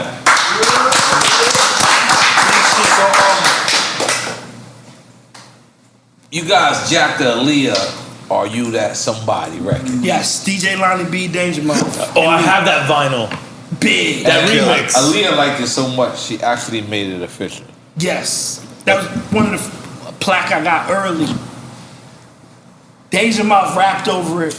Yeah, that shit is classic. Lonnie B was in the heavy hitters. Shout out DJ Enough. Shout out still to in the heavy hitters. Lonnie B and his daughter too, which is super dope. He the first DJ that has his own kid in the heavy hitters. Wow. Danger Mouse rapped over it first, played it for me. I rap over it second. Lonnie hears it. Lonnie B hears it and goes, "Oh nah, nigga, I'm getting off. Like I need 12 bars." We do it. We give it to. This is before you could give your song to a nigga at the radio and niggas played it. Right. Niggas would never play a song on the radio in '98 with you rapping on it. Nah, nigga, fuck you mean? This Def Jam, I'm not about to add you to Casey's record. Fuck you mean? We did the song. The nigga who was PD at the radio station, he came up with us. He started playing the shit. The shit pops off. It gets to Timbaland. It gets to Aaliyah. Aaliyah like, nah, I want them niggas at the tunnel to perform with me. We performed with Aaliyah at the tunnel. That record is classic. What year? What year is that? 97, 98. So let me tell you. You know. Every time I think about that record, I think about the year that we brought you to do the show in Miami. Your first solo show. 97, 98. Yeah. And I played that record at the club. Listen, in Virginia, they don't play no other version but that one. That's the one. That's the only one in Virginia niggas know. Wow. Like, shout to Aaliyah. Rest in peace. Yeah. Ill ass, artist. I met her through Timbo. Super sweet, special girl. And she's from Virginia too? She from Detroit. Nah, she was from Detroit. Detroit. That was the first project that Tim and Missy got on their own. Like, yo, do this Aaliyah album. And then they get to you? Love You, babe. No, they got it. Love You, babe. Shit was crazy. It's school lunch bathroom table. You hear this guy? So, your relationship with Jazzy Jeff. Really? What the hell? Holy shit! I wouldn't expect that. No way. Well, I toured with him for 13 years. I was his MC, right? I made it so the only nigga that could come get the microphone from me while he was DJing was Will. That's it. Ain't no other nigga coming up. Me and that nigga was so tight. I knew he was gonna play before he played. I tip my hat to him. I respect him. I love him. I filled up 2 passports with that nigga. I'm on my 3rd passport now. 2 of them is because of Jazzy Jeff. Some of them stamps. Yes, Right. Dubai, England. Like nigga, I've been everywhere in the world because of that nigga. Yeah. Like I told you earlier, I started dating Esther Dean. I moved to LA. I tell the nigga, yo, I'ma fall back from MCing cause I'm out in LA now. Like I'm getting back into my songwriting shit. I wrote the Nicki Minaj shit. On the Soul House? Yes. Okay, good. Yes, Good right move. at the end of Sunset. Good move. I tell him I'ma chill. Cause what I'm making with you, I feel like I can, I'ma just fall back. I'm gonna focus on my songwriting shit. I quit, and the nigga never says nothing to me ever again. And I start DJing. And I start getting better. And he starts having these DJ retreats at his crib. Guru there, Questlove, DJ Scratch. Like a cult. No, he invited us to I've been trying to get them invites. I never got invited. I never got invited. Never. And I started DJing, and we never spoke again. And I don't know what happened. I don't know. This is not in my notes, by the way. I don't know why it happened. I didn't ask this question thinking it's going this way. I thought this was going to happen. But hold on, but did Ron Fest did it after you? Ron Fest came after me. He had another MC after me, but we never spoke again. I still haven't spoken to him 7-8 years. That's cool. And I don't know why. You quit. You do know why. Yeah, but that shouldn't. Yeah, I know what you're saying. But my thing is this: I started DJing. I still got a relationship. And you also understand petty gang. But my thing is this: you think it's DJ? My thing is this: I'm a dope DJ. I started DJing. I started doing my thing, but you left. But nigga, Jazzy Jeff. But nigga, do you know who you are? You're the greatest hip hop DJ ever. It can't be because. So you think he's looking at you as competition? Nigga, how could he has the first hip hop Grammy No, you ever. can never look How at could your I ever be in competition? He was in West Philadelphia. Or maybe he feel like I started DJing. We all started DJing. I started DJing, and then the shit started paying me, and then like I told you earlier, I started trying to get better. Then I got good, and I was just like, damn, like it's No, I already crazy. spoke mad. It was I weird. always try. I haven't spoken to him. I don't know what it is. I love him, and it is what it is. But we don't speak. That's weird, man. That's not in my notes. That's a little awkward. I'm sure you felt that he influenced you on them. I learned the same thing you learned from the nigga. I learned the same thing you learned from. Nah, but we wasn't on tour with him, but at the same time, yeah. True. Did you take something from him? Did you take his routine? His Peter Piper. You did a Peter Piper routine. Did you do a Peter Piper routine? we all got a Peter Piper routine. Everybody did a Peter Piper routine. I never did it. Nah, they just declaim the records. I got a different one though. I got a different one. I can do the Peter Piper routine. I can never do it as ill as him. Right. Or the Rock the Bells. You was with him. I definitely did the Rock the Bells. The Rock the Bells, you have to I do. did the Rock the Bells routine. When KRS-One came to VA, I did the Rock the Bells routine. Okay. But everybody's done the Rock the Bells Yeah, routine. It might have been a little different because it was me. But my thing is, bro, when it came down to me on that fader and them turntables, I fucked with the Beat Junkies, I fucked with DJ Manuel, I fucked with DJ Lonnie B, I fucked with DJ B out of VA. Those are the niggas that taught me. Right. The same thing I learned from him as a DJ, the same thing y'all niggas learn. Right. You watch them, you watch the videos, this and the third. I don't know why we don't talk. I'm fucked up right now. I love you, nigga. It is what You it want is. to talk to this camera right here? That's your camera. That's I'm Jazzy petty, Jeff. but I love you, my nigga. Right. Thank you for everything. Let's work it all out. And it is what it is. Work it all out.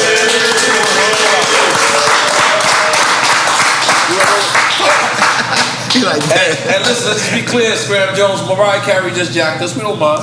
Nah, that was a good look. We don't mind. Mariah Carey. Yeah. She do my name on it. I don't know. I can't find the record. Yeah. I can't see it. But let's just so you know, that's my camera. Well, Rob, you can do whatever you want with my vocal. No, she got to come tell the story on Drink Champs. Oh, yeah, we got a story. Drink Champs. I know you be acting like you don't see all that. Can we tell the story about you choosing to get a chorus instead of a? Remember, she was gonna give you some bread to get on the remix, and then you took the chorus with the pun. Oh, you gotta relax. Yeah, that was the time she was in the hood. Come on, it's Drink Champs. Yeah, the hood. That was like the day after I got there. I got the story. We can tell the actual story. That's the time I met Scram. That's the time I met Scram. No, it's a dope story. No, I actually was like the first black man that actually had land on 32nd and Madison. The Hood Lab. Real estate. So let's put it. Let's can I put it in perspective? Please, Scram Jones, take a shot. Take a shot. Give this man a shot. Give him some agua in there. Yeah. Yo, I don't want to give you that mic. That shit got a wire in it. These niggas is it works. I hear him perfectly. Don't listen to this guy. What are you doing? Don't listen to this guy. Like it looks Are you already drunk, Scram? Come on. I thought it looked strong in this chair. Get that man a shot, man. Come on, you I'm about to do it. Let me do a memory. I'm trying to memory lane this right now. You want to give me a shot? Give me a shot. No, don't take a shot. No. Go, tell your story. Tell your story first. You want the shot of the story? No, the story. So rewind it. You had property on 36 in Madison. We had 32nd. 32nd in Madison. Hood Lab, right? Scram Jones. Yeah. Scram Jones. So boom. I was engineering producer for N.O.R.E. coming through every day. N.O.R.E. was the type to jump on the sidekick every morning to like 12 to 15 people. Yo, where y'all at? And talking about. N.O.R.E. He still does that. Love to have a squad there. So I was in my mind, and the sidekick.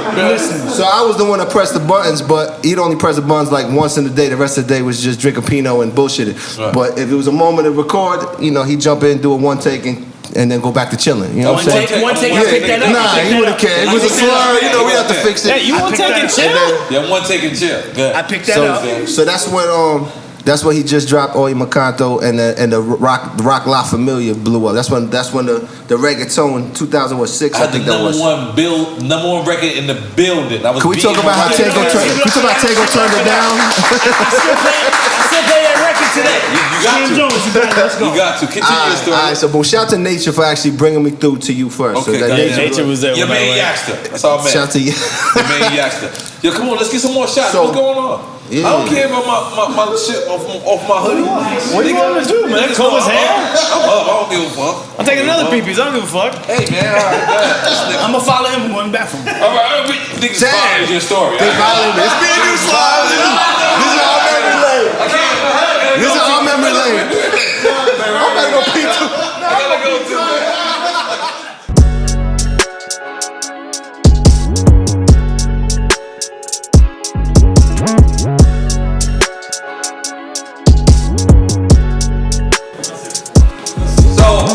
Alright. What happens? Nature brings you to the studio.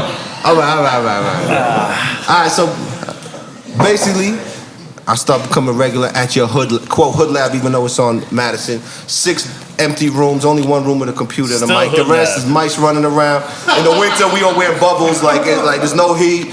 It's just like a foul situation. But it's on the richest place in Manhattan. But there was a bar downstairs, right? Or yeah, I remember that spot. So that's it. Like, as an up and coming producer, DJ, obviously, it's not what you know, it's who you know. It's about being in the right place. So I already knew if I'm gonna plant myself there, N.O.R.E. know everybody showing up, boom boom, networking.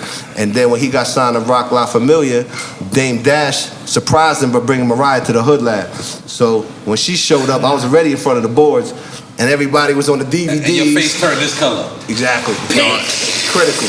Nah, it's a fact. No, real. But everybody was concentrating on the DVD, because that was DVD era, so you was talking to DVD, trying to get those footage, and I'm sitting there like, shit, I should play some beats in the background, you know what I'm saying? Smart. And then, by the 5th beat, she's like, what's that? And then after that, you know what I'm saying, do the pass off, and then she picks something. But let's be clear. That's how you got the Mariah placement? That's how I got it through N.O.R.E. Wow. But let's be clear. But I want to tell the other story. Yeah. This was, I had searched for studios. What happened was I started to notice that I was losing money when I put a studio in Queens, because Queens is it's in a nice part, but to get to that nice part, you got to go through something crazy. Right. Jersey just seemed too far to people. Right. So I finally got the perfect location. So 32nd and Madison. The person who was renting it to me at the time wanted like the whole year's rent up front. I think it was like $6,500 the first year. So he wanted it all up front. No, it's not for the whole year. Yeah, $6,500. Nah, I thought he wanted like $6 a month, damn near. No, this was the whole. I thought you were about to say $65,000. No, each for the whole year. He wanted $6,000 for each month. So 72, That's what you wanted per month, but for the whole I remember year. it was like 30 6. and some change. And I was just like, you know what? I'm gonna put the money into the rent and not the equipment. So we really didn't even have equipment. Can I give a shout out to somebody? Can I just say one name? Who? Shout to Vin the Chin. Okay, Yo, shout out Vin the Chin, man. Hell yeah. So this is like Wow, he provided the equipment? Yeah, but then he got tight. That's another story. Our third paid for the whole year. I got this illustrious property on 32nd and Madison. But when you went in, it was not so illustrious. No, it's illustrious outside. They didn't do no inside. decorations. Not the hood lab. Because Crazy Hoods, we had to sleep there a couple times. Thank you very much. I appreciate it. We didn't have a hotel. You let us sleep Y'all was there. fucking with each other back then? Since 97, 98. That's dope. Yeah. That's dope. So I got this fucking ill fucking studio. Like everyone's gonna come in. Once you give the address. Nah, it's a fact. So what happens is Mariah Carey wants to hang out. Dame Dash hits her and goes, cause she lives a block away. Super easy. Literally a block away. Super easy. So I think they actually walked over. Wow. And she goes to the hood lab, and I could not believe how She was I didn't know who it's Mariah. I mean, it's Mariah, but I didn't know how much like hood niggas turn into groupies. All the time. Nah, that was bugged though, because we was already turned. We was already We turned. call them noopies, nigga groupies. Nigga groupies. We call them noopies. Nah, dudes had the battery already because we was drinking that Pinot. What the fuck No, we this was was drinking? crack the day shit. So she walked in, Crack everybody. what? This is what cracked it all open. Nah, she thought it was crack. You threw me for a minute. I'm sorry. No, she's sitting there, she chilling, and I'm like, yo, you drink Pinot Grigio? And She was like, hell what? yeah. And listen, just so happened I had a refrigerated Pinot Grigio. Let me tell you, N.O.R.E every morning would ask for Pinot. He was obsessed with Pinot. The best part of the Pinot what I'm era. trying to get to is this is our third day having the hood lab. 32nd and Madison, between 32nd and 31st and Madison. Right. This is a luxurious property. I did not order the furniture yet. I'm the first You never did. It was never furniture. You had a futon. I remember the Never futon. furniture. You had one futon there. Nah, But you a Nigga from Left Rack with property in fucking Manhattan. And Mariah walks in and she wants to sit down. And all she could sit down on is a milk crate. Motherfucking milk crate. Yeah, that was gangster. I was embarrassed but proud at the same time. I was like, one part of me was like, this is kind of fucked up. But then the other part of me was like, you a nigga. Yo, FYI, that shit is on the gram, by the way. You know, And I'm on YouTube. Like I said, once we introduced the Pinot Grigio, she drank, she ran around the studio. She did drops. That's crazy. You had Mariah sitting on the milk crate. You the greatest, my A nigga. milk crate. You the greatest, my nigga. So let me finish. Proud at first. Stop. But hold on, let me finish the story about that feature because I don't know what. Did you even record to it? Yeah, I did. All right, so boom. So let me just tell you. That night, I was drunk as fuck. I remember you calling me and you were like, yo, Mariah, you called me like 4 in the morning. You were like, yo, Mariah just said she got like 50 racks for me to do the remix, but I'm a pass on it and I'm gonna tell her I need a hook for this joint I got with Pun to a Green Lantern beat. So you remember you was like, I'm gonna get the hook from her. I said, yo, I mean, that's on you if you want to pass the 50 bands, I get. And then that record did it. That record ain't go, it never came out. Which one? The one with the hook never came out? No, so that he got a hook from her, but it was on it was the pun verse was sensitive, so it didn't come out. I had a pun verse. I had an unreleased pun verse, and me and Pun had a song called Friends. All right. And we jacked the Friends shit, but Houdini? Yeah. Okay. So we knew we couldn't do that, and so when Mariah came and did that, I was like, you know what? Let me just. And she switched it, so we gave it an original beat. And she said, "Come ask you what you do, baby." Rest in peace, Ecstasy from Houdini. You know what I'm saying? Man, rest in peace. Yeah. Damn. But So you had bottom Mariah- line, this was a Mariah Carey big up session. It's a Mariah Carey. But what happened to that verse though? I have no idea. Do you have it though? Because I never even heard your verse. No, the fact that they promoted it, I kept Googling it. it kept coming up like Mariah remix My wife of said she N.O.R.E. couldn't even find it. And it just came up with Jewels and Cam because they jacked it. They did like a mixtape version of it, and she ran with that. Wow. And you know what? I'm grateful for that. I'm grateful for that moment of just us knowing like this is at the end of the day, this is hood dudes opening up some shit for 3 days, and you got one of the most biggest stars classic, in the world. man. That's classic. That's the reason why I never really changed the Hood Lab. I never really decorated it. Yo, listen, I ain't gonna lie. I had Evie Queen coming. Evie Queen, wherever you at, I'm so sorry. We need her on Drink Champs as well. Yo, listen, I'm so sorry. She came into the Hood Lab and she took off her shoes. And I wanted to tell her, our maid is fired forever. Please put your shoes back on. Like, this is not the place to take your shoes off. But I couldn't. Evie Queen was so gangster. I was just like, oh shit. She's gangster. She don't care. I was just mopping everywhere she went. Like, oh shit. Cause like, I know we had mice. He mentioned that earlier. We had mice. You guys had a lot of things in there. I slept there. I think you had ghosts in that motherfucker. And I got stuck on the elevator with Petey Crack a couple. Remember that elevator was. I don't know you and Petey Crack. Nah, the elevator was suspect. I remember stuff like Castle down the street. Oh, it was a White right down the street. That's all I ate. That's how you know Miami niggas are going to discover White Castle. That's all we need to find. You know White Castle is like Miami subs to New York people is fucking phenomenal. Miami subs still exist. That's fucking phenomenal to New York people, but y'all hate it. And that's how we feel about White Castle. Shout out to Pitbull. He's a part of it. He's a part of Miami sub. Pitbull got a dope. Yo, we go left here. No. We go left, right, and all around the circle. There's no other way. Man, Skillz, listen, we gonna end this out because you still got a shot from last time. Oh shit! You know you what? got a shot from the last episode. And one more because let's go. Let's go. What? We taking a shot? Mine's is already done. I gotta fill up. Hold on. That's y'all last year's shot. All I gotta say is, on our show, we want to big up our legends. And in other genres of music, there's not even a word called washed up. Okay, bust a bus. I ain't gonna lie. You gotta put it on. You gotta put bust on speaker. Yo, bust a bus. We here at Drink Champs with Mad Skillz. What up? What's going on?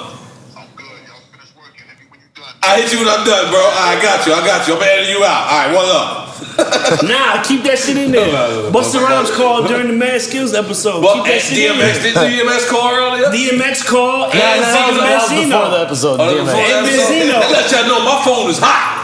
Goddamn, my phone. You don't know who I know. But we want to big you up because in our game, and when I look at like these other genres of music, like jazz and all this other things. There's no word called washed up. There's no word called like you've been here too long. Like I see these rock and roll people, they taught 30 years in this game. Right. And everyone cheers them on. So I, along with my partner, EFN, we want to change the narrative of that. We want to let people know that, you know, champagne is aged. you mean wine? No, that's real shit. Champagne is aged too, nigga. You don't know. About 87 Dom Perignon. True facts. Come on, there's certain years of certain champagnes that is great wines. Nah, that's real. It's same shit. And the thing is, I want to change that narrative for our culture. I want people to know that, you know, it's like you said earlier, like, you know, y'all borrowing the car. Yeah. Y'all got the car, and we ain't mad. We gave y'all the car. Right. But take care of it. Just take care of it. Get your transmission, your muffler. Like right now, I don't even got an oil change on my own car take right care now. Of it. Like, I'm fucking up. Because if you don't take care of it, it won't take care of you. The yellow engine light cut on as soon as I cut the car on. Well, let's all remember, what would we be without the car? But what would we be Facts. Without hip hop, bro, none of us will fucking That's be what we really need to concentrate you know what I'm on. saying? We come from a special music, man, that has changed the world. The most popular art form in the fucking world, man. You know what I'm saying? Like, it is what it is. Like, these corporations and these businesses, they know what we bring to the table, man. Hip hop has changed the fucking world. So with that being said, you know, we just gotta cultivate it. You know what I'm saying? White grape on you. White grape on N.O.R.E. Let's do it. Let's do it, goddammit. It is what it is. You ever rapped on a Scram Jones beat? Or you don't fuck with him like that? But I remember I used to call him like that? No. First of all, no. Whoa. First of all, this nigga did a song this guy did a song called. I like your This remix. guy did a song called "Fork in the Road," and I remember hearing it, and it was the most amazing shit that I seen. Oh, that's when he's on Kanye West shit. He's on Kanye West. I called him, Yeah. and I remember calling him, and at this point in his life, he told me, he was like, Scott, I wasn't sure if I was going to DJ, if I was going to rap, if I was going to produce. I called him, and I said, yo, I hit him on the DM. I said, yo, Twitter, this is before the gram. I said, yo, fam, you better than Kanye. Did I tell you that or did I not tell you that? Nah, he put the battery I said, in my bro, back. you better than that. Keep doing your shit. Never met him a day in my life. I might have seen him again at the do-over maybe a couple years ago, but we never met. But I always been a fan That was of Super this. Love, yeah. I always been a fan of him. You know what I'm saying? Like, producer. It's not his beats. I wasn't even rapping then. No, I wasn't even rapping then. I wasn't rapping then. Singing, rapping. I stopped playing songs in my mixes. Like my thing is whatever I'm doing, if I fuck with you, I'm gonna put your shit into what I'm doing. Right. You know what I'm saying? If I do a podcast, I'm gonna drop your name on my podcast. If I'm doing a mix, I'm gonna play your song in my mix. I did this shit for him plenty of times. And he played my shit early, like back, you know what I'm saying? Nod Factor, Big B days, like I'm a fan, man. Thank you, Let's take a shot to that. Let's take a shot to that. I'm gonna have a request that everybody finish a shot. I'm fucked up. Why'd you do that to yourself, I'm bro? a 2-drink minimum pour so nigga. hard. Someone got a beatbox outside. I'm a 2-drink minimum dude. We starting a cypher. This shit crazy. We a 20-drink minimum What's people. next? All right. So, Confessions of a Ghostwriter. Confessions of a Scram, let me get the opener. Tell me about that album, because that's after I Ain't Mad, and I just got to ask you about the albums, and then we can get about it. I Ain't Mad No More and Confessions of a Ghostwriter was the Raucous album, which was the same album. I was on tour with N.O.R.E in 2002. I started selling them shits out at the shows. N.O.R.E, the N.O.R.E. For real. Finish the show. Yo, meet me at the merch booth. I'm selling CDs and Mad Skillz t-shirts. I sold probably more of them shits than Raucous sold. I was moving them because I knew Raucous was out of business. Right. So I'm like, nah, I'm gonna sell my music. My shit only came out. It only came out in like, it came out real quick, and they didn't press up no more CDs. Right. So I pressed up CDs on my own, like a mixtape. Sold them shits. Now, the $1 Million backpack. What was in the $1 Million backpack? $1 million. I want $1 million backpack. That was E1 after Jim got it popping. Shadow Stokes, you know what I'm saying? D Sonogram, those my niggas. That was when I did the song with Common, Freeway, Black Thought. Who else I had on the album? Talib Kweli. That was the first time I did a song for women and realized, like going back when the OG said, yo, make songs for who you think. Be in the lobby. I made a song called He Don't Own Me For Real. Women loved it. I felt like LL for like 15 minutes. Shit was amazing. Loved it. Were they throwing panties on the stage for you? Yes. All right, let's go. Yes, I'm a cute nigga sometimes. Good. Make some noise for On the yourself. weekends, I'm a cute nigga sometimes. They not throwing Depends up there? No Depends. Why you never did a song with Genuine? When I got there, Genuine was pony, killing them, differences, so anxious. Him and Tim was getting big. I was the rapper. You know what I'm saying? When I popped in, it was Petey, Bubba Sparks, Miss Jade, and then Missy had this artist from my hood named, what was her name? Mocha, Nicole Ray. Nicole Ray, I did. You know what I'm saying? We had a brother named Kenny, shout out to Kenny. We was doing songs together, but I never hopped on a Genuine joint. It wasn't no beef. You ain't want to get on the pony? I didn't want to get on the phone. Not like that. Not the way you put it. I hopped on the Leah remix, and that was what took us. I got questions, Skillz. You do a lot of live streaming for the ladies. You do like brunches and like. I do a 90s You ever girl got some brunch. buns off of that? I haven't got no buns yet off of the stream that I do every weekend, 90s Girl Brunch, but it's a community of women and people that have gravitated. And people it was dope to DJ, and people started supporting each other. Like, yo, your daughter sell Girl Scout cookies, I'm gonna buy some from her. You do a fitness class, I'm gonna take your fitness class. Dope community. I built a whole community when the quarantine hit, and niggas couldn't really go out. No DJ. buns though. No buns though. All right, the world needs more Skillz. One of my favorite albums. I wrote the song called "Celebrate Life." That was for Ross. I don't even know if Ross ever heard it, but if you hear the song now, it's me. Rick Ross. Rick. You can't say shit like that. What do you mean? I mean, when I wrote there's more than one Ross in the world. No, but the way you made that sound, like you just wrote a song for Rose. No, for the hook. That's what it sounded like. The hook, I was trying to be Rose. Okay. I don't know if he ever heard it, but it was for him. But I ended up keeping it for myself. Crazy ass song called "Celebrate Life." Shot the video in Vegas when I was on tour with Jeff. Shot the video in Vegas with my man Christopher Schaefer. Shit cost like $400. Shit looked like a fucking. By the way, he was in the bathroom. video. He doesn't know why he doesn't speak to Josh Jeff no more. Yeah, we don't. No, I was here, guy. What are you talking about? Ill ass album. I love the songs, and it just made sense to make it at the time. Okay, Thoughts Become Things. That was supposed to be my last album. It was not. It was not. But continue. Thoughts Become Things was more so me saying this my black album. I'm on some whole shit. I'm out after this. Did it. Shit was dope. I put it out myself.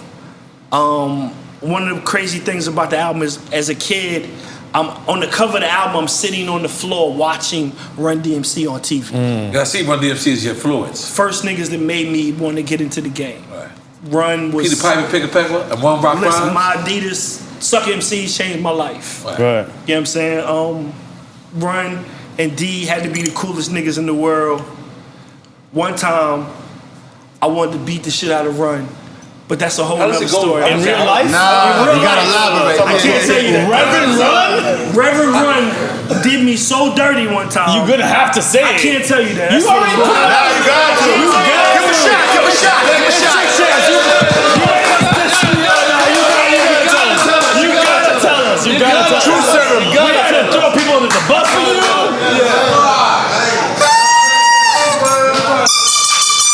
We need it. 13 years old, I'm in Fayetteville, North Carolina. I meet Run DMC at a record store. I wait all day. Run DMC show up. Pictures on my gram, nigga. Run DMC show up. Run DJ, amazing. I'm in a breakdance group with my cousin and his sister. Shit crazy. Me, Run DMC, take a picture. 10 whatever years later, I'm on Raucous. High and the Mighty, I got a song with Mos Def called B-Boy Document. Shit's popping. Remember when Cool used to do those cigarette parties where they had to have a party to promote the cigarette? Oh shit! I did like 24 of them shit. Sponsored everything. They would have a comedian. They would have a comedian, a rap artist, a fucking graffiti writer. They thought they was doing it all. I'm on this shit with Mos Def, High and the Mighty. Run DMC's closing out the bill. Virginia Beach. I'm down there where Pharrell and from.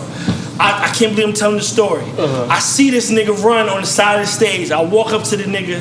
I say, yo, my nigga, my name Mad Skillz. I met you when I was 13 years old in Fayetteville, North Carolina. I love you, man. Like, listen, you changed my life. I'm a rapper. I'm on Raucous Records. The spiel was too long. I said, I just got this thing. I just like shaking rappers' hands with the hand that I write my rhymes with, my nigga. Thank you so much. Nigga tapped me on the shoulder. Nigga said, that's what's up. Nigga, I'm like this. He left you hanging. I said, oh. Let me give you a vibe right now. I said, oh. Let me make up a run, man.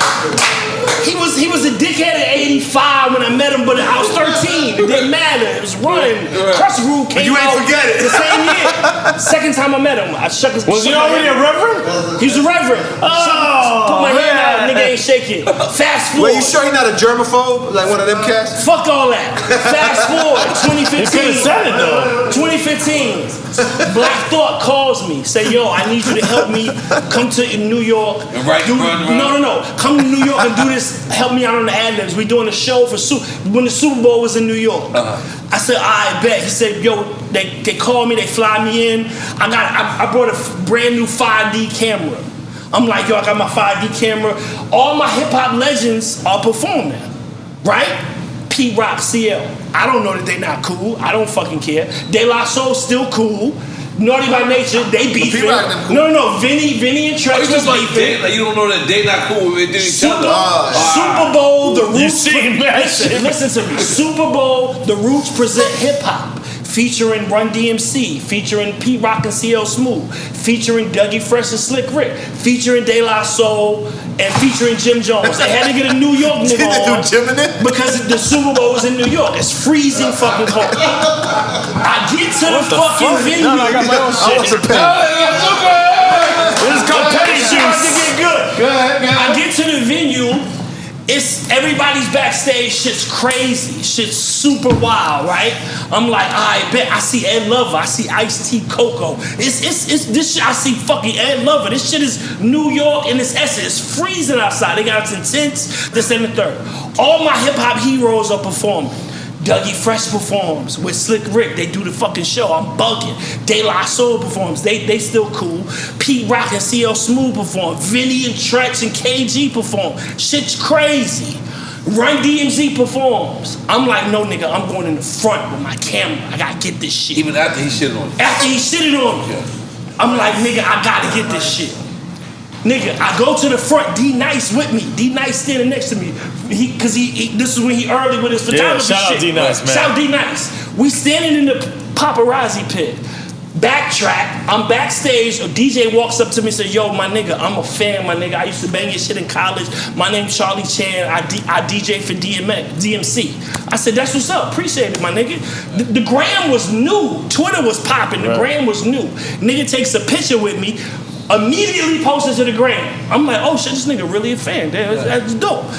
Fast forward, I'm in the pit watching Run DMC perform.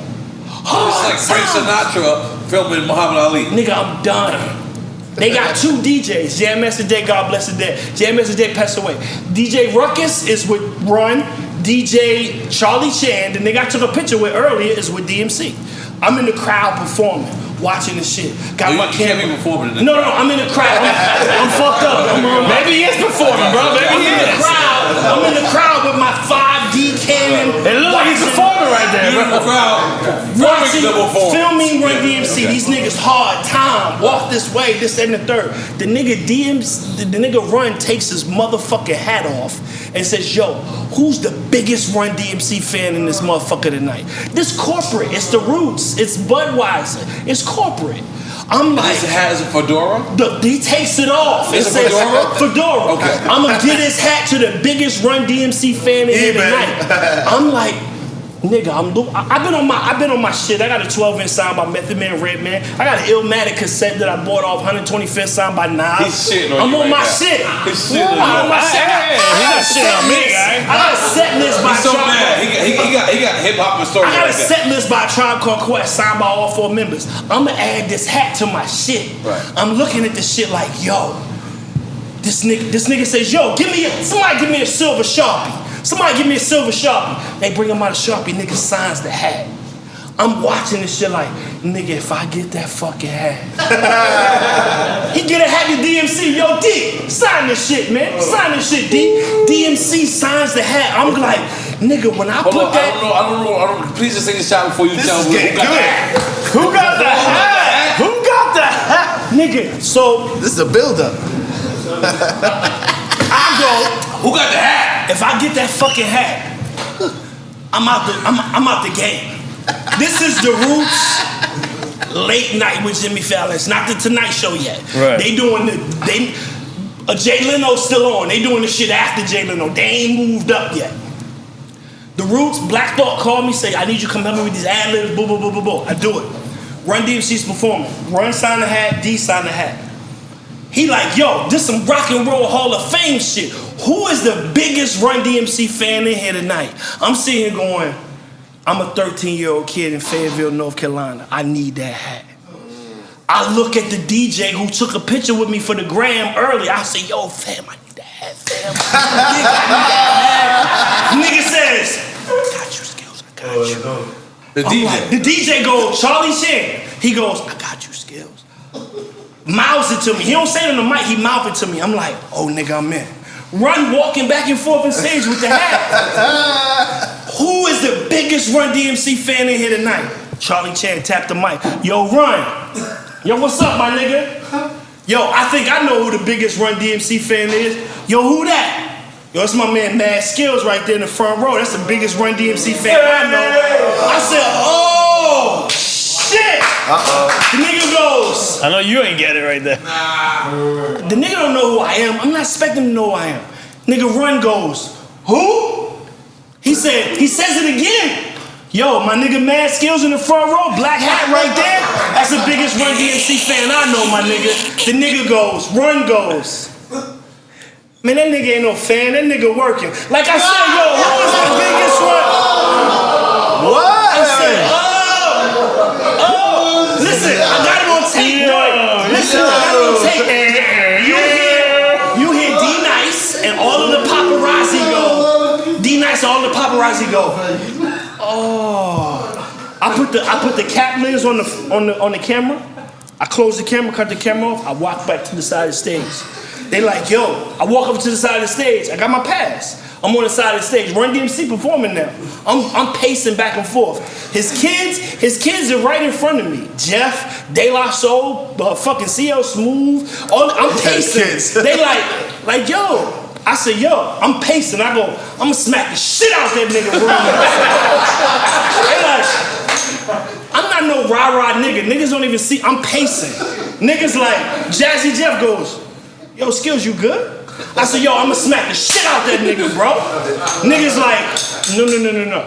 I said, no, bro, he ain't have to do that, bro. Wait, he said you working? He said that nigga working. But what that mean? What that mean? They looking, cause I had a camera. I'm in the pit. He thought it was a paparazzi. They looking, he goes, Skillz, you good? I said, yo, I want his kids to hear me. I say, when I see that nigga, I'ma smack the shit out that nigga, bro. Black Thought sees me, goes, yo, you good?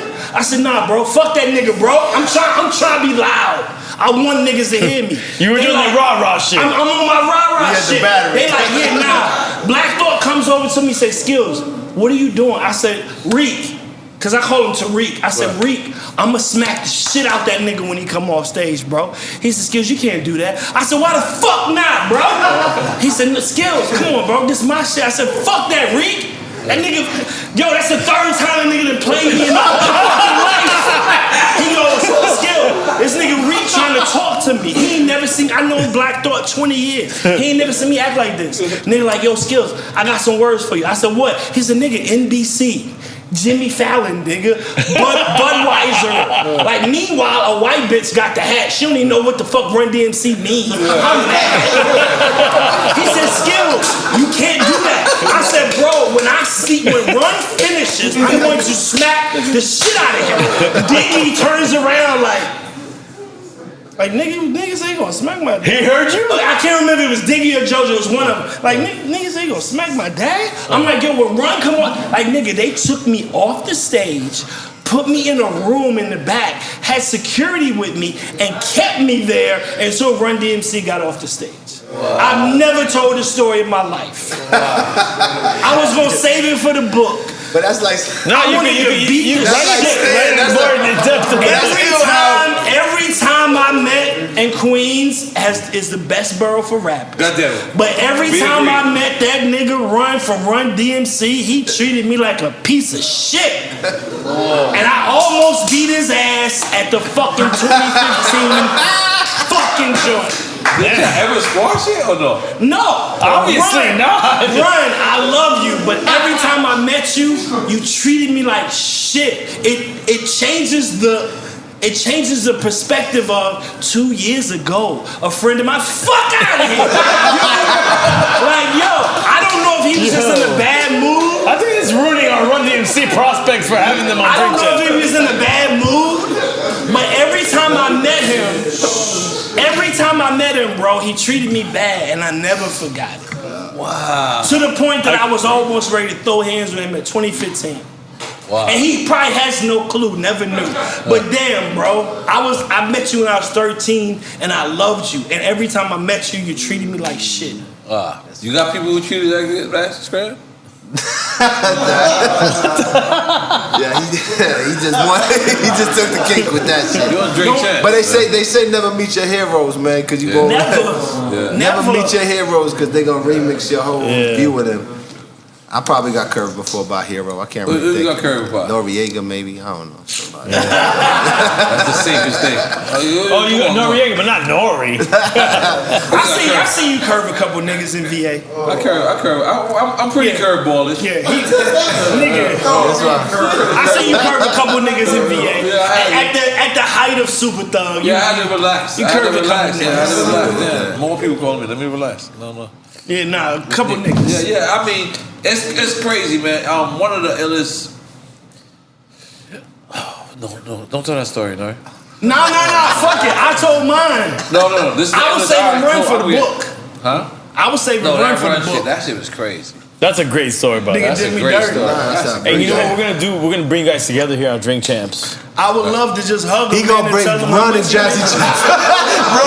It's gonna be Jazzy Jeff. He gonna blindfold you. You gonna come too. It's gonna be Jazzy Jeff and Listen, when you Google yourself, I want you to Google yourself tomorrow. Like it pops up as y'all best friends. So when you Google me, it comes up me and Jazzy Jeff as best friends. I wish we were. Well, no, but that's man. I say you call him right now on speakerphone. I think we should call Chef. Here's Jazzy Jeff number. That's DJ shit. Don't call him. I got his. Well, you might. Let's see how this works. Come on. I think we. Fatherhood? Parenthood? He wasn't on fatherhood. No, he wasn't on fatherhood. Come on, let's see this Jazzy Jeff pick up, bro. We really about to do this? I put fatherhood on my phone. If you try Jazzy Jeff, I'm trying Uncle Murder, man. Fuck it. Let's just. Nah, fuck that. No. We'll call Jazzy Jeff. We're not calling that nigga. Fuck out of here. Nah, you need to call Uncle Murder.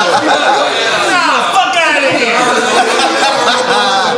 Fuck out of here. Squash everything. Nah, I only got email, sorry. I don't even know if I had a number. Come on, let's see. Yo, call him, man, call him. Scram Jones, Because if man. it don't make sense, you gotta make sense of Let's it. trade in places right now. You gotta help us out. I don't even know. You ain't got What's the Jazzy next Jeff question? I got a next one. Thoughts become things. We already covered We talked about that. All right. The last one.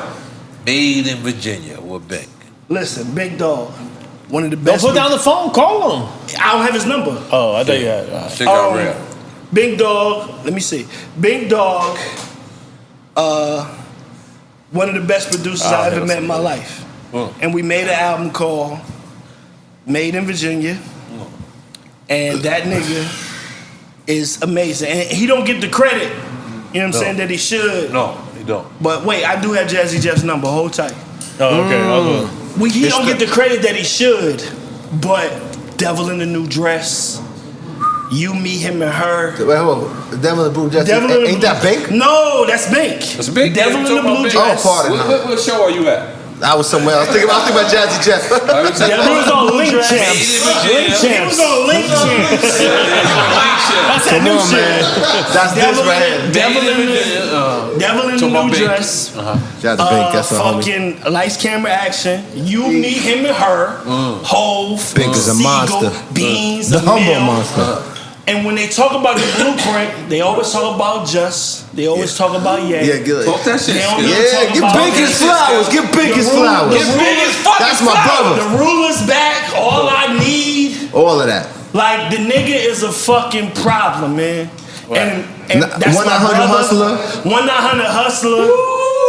Critical. I love when producers give it up for me. That's like all of the Nate Dogg shit. I Got Love, Corrupt, fucking like. Big did that? Big did all Even the new Love shit. He did Girls All Pause.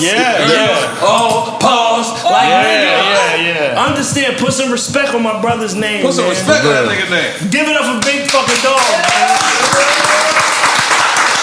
So I want to see a mixtape real quick, and then we're gonna get up out of here. And then we call Jazzy Jeff. Yeah. Calm down. Call him now. We ain't waiting for that shit. Let's see. Let's put it on FaceTime. You got FaceTime. Let's see Come if on. he block. You should Block. FaceTime. That's him. respectful. No, he probably won't pick up FaceTime. It's respectfully. I would blocked. My pick shit a ain't even FaceTime. ringing.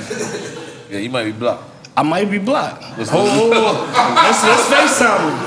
FaceTime, man. He appreciate Let's it. FaceTime. He appreciate it. All right, we FaceTime. Let's call it. It's a pro. Let's see. With the camera.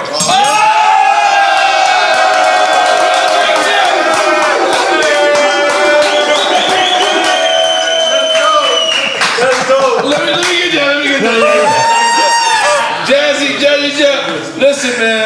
When we Google Mad Skillz, we see that you brothers was together on tour forever. We don't understand why we don't see y'all together. I asked him this question. He couldn't answer the question, so we want to ask you.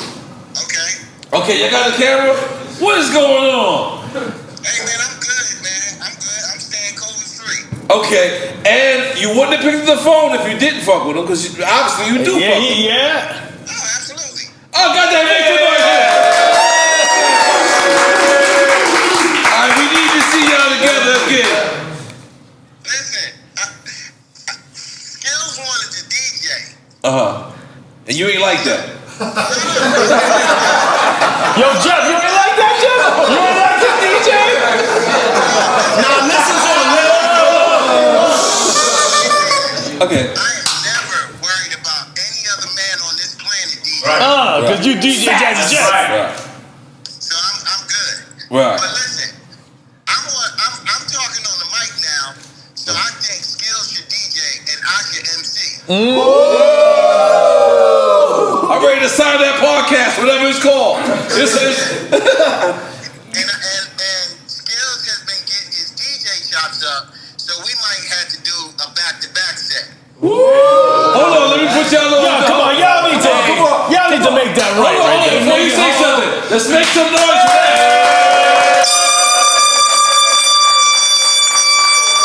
We need to see y'all together. Hey, bro, they asked me. I didn't know what to tell them.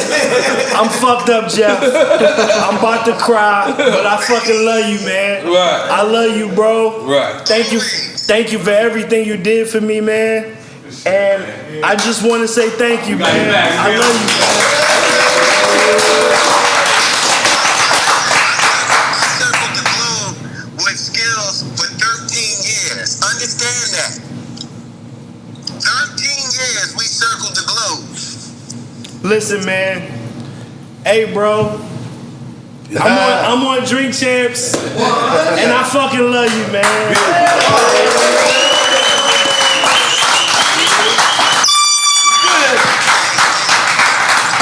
Drinking on Drink Champs?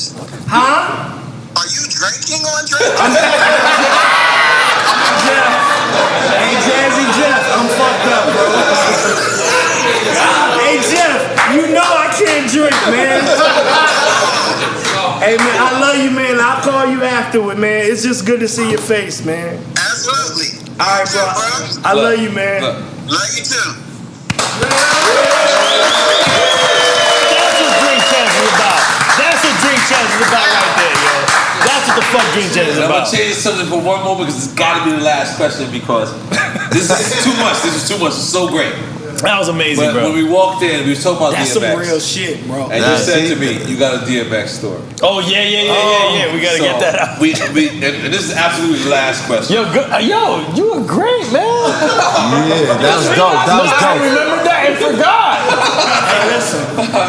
You're an amazing podcast host, man. Okay, Yeah, he just made something. He just helped. So listen, That's a 7-year shit. You just. I'm trying to get the tears out your eyes. I'm tell you something. Nah, that was dope. Jazzy Jeff shit. Because that shit was so emotional for me. Yo, we need those tears though for ratings, yo. Keep crying, yo. We haven't spoken in 7 years. Please make some noise for that. All of these some liquor and N.O.R.E. Listen, man. That made me emotional. That's what we need, man. Beautiful. That's what Drink Champs is about. Drink Champs is about bringing people. Give me a motherfucking another shot. I can't. I don't want no another shot. We're going to retreat next summer. Just include me, man. So go ahead. I'm sorry. So the DMX story. So I'm in Virginia. We had this club called 24 South Union. Might have been called Flavors. Scram, come on, Scram, stop playing. Yeah. And DMX has a show. I'm opening up. You know, niggas still throwing me a bag for opening up. DMX comes up. And this was right before he had a case. I don't want to bring this up, but I'm gonna have to because it makes sense for the story. Somebody said he raped him or whatever. I think he ended up getting cleared. Right. But it was a girl was like, yo, he took it, you know, DMX had a case. I did the show. I fucking go to the airport the next morning. Me, my baby mom, my daughter. DMX is white hot at the time. Oh yeah. Mind you, 10 million. he's fucking insane. Yeah. This is the year he had 2 albums go number 1 the same year. 1998. I get to the airport. I get to the gate. Fucking DMX at the gate, chilling. I just opened up for him, so I know he know who I am. I'm like, yo, X, what's up, dog? What's good, my nigga? I'm like, oh shit, what's up? He's like, bro, killed that shit last night. You know what I mean? That's a good invitation. I was like, yo, thank you, X. He's like, yo, you know what I mean? Like, you going to New York? I said, yeah, I got a meeting up at Raucous or wherever I'm going. Like, yo, that's good shit, man. Like, hey, I fuck with your shit, my nigga. I'm like, dope. We get to we at the gate. We sitting there chilling. I don't want to crowd the nigga. He by himself. Like, might have him a security guard, maybe a DJ. Fucking the plane gets canceled. They like flights canceled to JFK. Like, yo, what the fuck? He calling motherfuckers. Yo, I need to be on the next thing. Like, I'm about to do the shit. You know I gotta be on set. They like, yo, whatever. This is Virginia. This is Virginia. Okay. Richmond, Virginia Airport. DMX goes, I call my baby moms. Like, yo, come back and get me. The flight delayed to like 5. Me and DMX at the airport 11 a.m. Right. I said, yo, the flight delayed till 5. Come back and get me. She like, I'm about to get on the highway. I said, yo, circle back, come get me. Yeah. She got my daughter in the car. Fucking, she comes back. She like, I'm out front. DMX like, yo, what you about to do? I said, yo, man, my baby mom's here.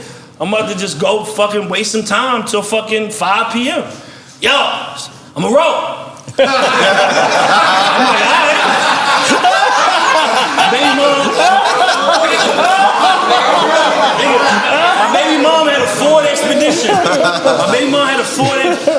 My baby mom got a Ford Expedition. My daughter is in the back seat, in a child seat. She comes back around the loop. He tells his DJ or whoever, yo, I'll be back. They like, damn, all right, she gonna leave us? She's like, yo, I'm good. I'm fucking with Skillz. All right, cool. My baby moms comes around, me and DMX. I get in the passenger seat. DMX gets in the passenger seat beside my daughter. I go, yo, X, this my baby mom's. Yo, how you doing? She like, oh, fuck. It's DMX. He like, yo, how you doing, love? She like, hey. He's like, this what's up? I'm like, my daughter's sitting there. How old? My daughter, she's old enough. She's 3, maybe 4. Okay. I said, yo, you hungry? He said, yeah, let's get some to eat. I'm like, all right, bet. True story. We stop at a KFC. We go to KFC. It wasn't even Kentucky Fried Chicken because I don't even know if they was calling this shit chicken at this point. They just called it KFC. Fried or Crown Fried? No, in Virginia it's just KFC. It's the Colonel. We don't have Kennedy. Nah, they did Kansas Kennedy. City, no. Yeah. We get to the fucking. Me and DMX walk into the fucking KFC. I'm like, yo, let me get a 12-piece. The girl is standing there like, I know y'all niggas. She looking at X, she looking at me. I'm like, yo, let me get a 12-piece. You know what I'm saying? Coleslaw, mashed potatoes, and get some biscuits. Can I get some hot sauce? She like, yeah, sure. She's like, what do you have? X goes, yo, I want to get an 8-piece, no skin. She goes, what? 8-piece? No skin on my chicken. She's like, she said, you don't want no skin on your chicken? No skin? Original. She goes, oh, she done heard this voice. She goes, oh shit, oh my God, Kanisha. Oh shit, Kanisha. Janelle, come here. What you say you want again? 8-piece? No skin. Nigga, we get a 12-piece. We get a 12-piece, an 8-piece, 2 mashed potatoes, 2 fucking coleslaw. I hope there was no skin on that motherfucker. Nigga, the food comes out. She's like, oh my God, it's him. He's like, yo, appreciate you. She's like, all right, nigga, we eat the chicken in the car. We're riding around. I don't know what the fuck to do till 5 p.m. With DMX. I'm just telling my baby mom, yo, just ride around. Like, yo, my nigga, that's Ivory's. This is Broad Street. This the tour. This the main spot where niggas come to. This the let out. Like, nigga, we go back to the airport after the club. I mean, after riding around, my baby mom's like, my daughter's wilding. She recognized his voice. Yeah. You know what I'm saying? From Get At Me Dog. Right. Get At Me Dog was insane at the time. Right. My daughter's like, oh, she's tripping because she knows this voice. Right. We get to the airport. DMX, Back to the airport. DMX gets on the plane. I get on the plane. Small shit. We flying from Richmond to Virginia. Small shit. 16 passengers. Quick flight. Going to Virginia JFK. to New York. Yeah, quick. 40-minute flight. Yeah. I'm on the plane with fucking DMX and all these fucking businessmen that work in Virginia but live in New York. Ties, suits, the whole shit. I'm flying to fucking New York, JFK with DMX. We in 2A, 2B. Ain't no first class because all this shit's small. The nigga like, yo, what's good with you? I said, yo, I'm chilling. I'm about to do this movie and shit, fucking with hype. I said, word, what is it? Now, I don't know what you're gonna call it. Nas is in it, you know what I mean? Nas is in it, fucking T-Bars. Shit's gonna be crazy. I'm embarrassed. I'm embarrassed because I'm like, it's me, DMX, and 12 white businessmen. This motherfucker's on the plane. Yeah, you know what I mean? X is fucking shooting. You know what I mean? My nigga Nas. You know what I mean? That bitch T-Boss. You know what I mean? And I'm just like, yo, he talking so crazy. He tells me the whole premise of the movie. Nah, it's like two niggas, you know what I'm saying? They're hustling, they get money. One nigga in the game, one nigga not trying to be in the game. You know what I mean? And then, you know what I mean? At the end, the nigga, they try to get the nigga to assassinate, you know what I mean? One of the reverends. Nigga won't do it, you know what I mean? Nas from Africa. You know what I mean? It's a nigga named Buns. And I'm just sitting there like, yo, why you so loud? I fly to JFK, we land, fucking DMX says, yo, you know what I mean? I see you, Skillz, you know what I mean? VA all day, you know what I mean? I fuck with you, you know what I mean? 2 days later, DMX rape charge, you know what I'm saying, comes out, you know, but he got off. But the girl's trying to come up. She said some crazy shit about DMX. She comes out 2 days later, and I'm just like, yo, this is crazy. Then Belly comes out, and I'm like, this the movie he was talking about. Oh, you didn't, because you have no reference point. Buns, it's a nigga named Buns. So it sounds crazy to you. Know what I mean? It's a nigga named Buns. It's T-Boss in the shit. You know what I mean? Method Man in the shit. You know what I mean? And I'm just like, nigga explaining this shit so wild to me. And then Belly comes out. Let's take a shot for that. Let's take a shot for that. Hold on. Let's get a shot on the air. Fuck that, I'm not gonna see that. I can't drink no more. I can't drink no more. Get your shot, brother. Get your shot. And then fucking Belly comes out, and that's what that is. I'm sorry, man, because you can't say you can't drink no more. You're gonna take one more drink and then say you can't drink that no more. All right. That's it. It's a drink champ. Peer pressure. You the fraternity, man. You pledging. Bro, I'm so fucking drink champs right now. fraternity. You good too? I just drank it already. I can't lie to you. I just want to say thank you, Skillz. Thank you for being open. Thank you for you know, this is what it is everybody in hip hop is a superhero. I believe that. So our job is to show that superhero's cape. I believe that. Our job is to show that. Our job is to sit back there and even like, you know, from poor righteous teachers to you know, when Lil Uzi Vert becomes a legend. It's our job to sit there and say why they're a legend. Right. And I'm proud to prove and show to people who you are, how you are, and what you are. Thank you, because you're man. a motherfucking legend.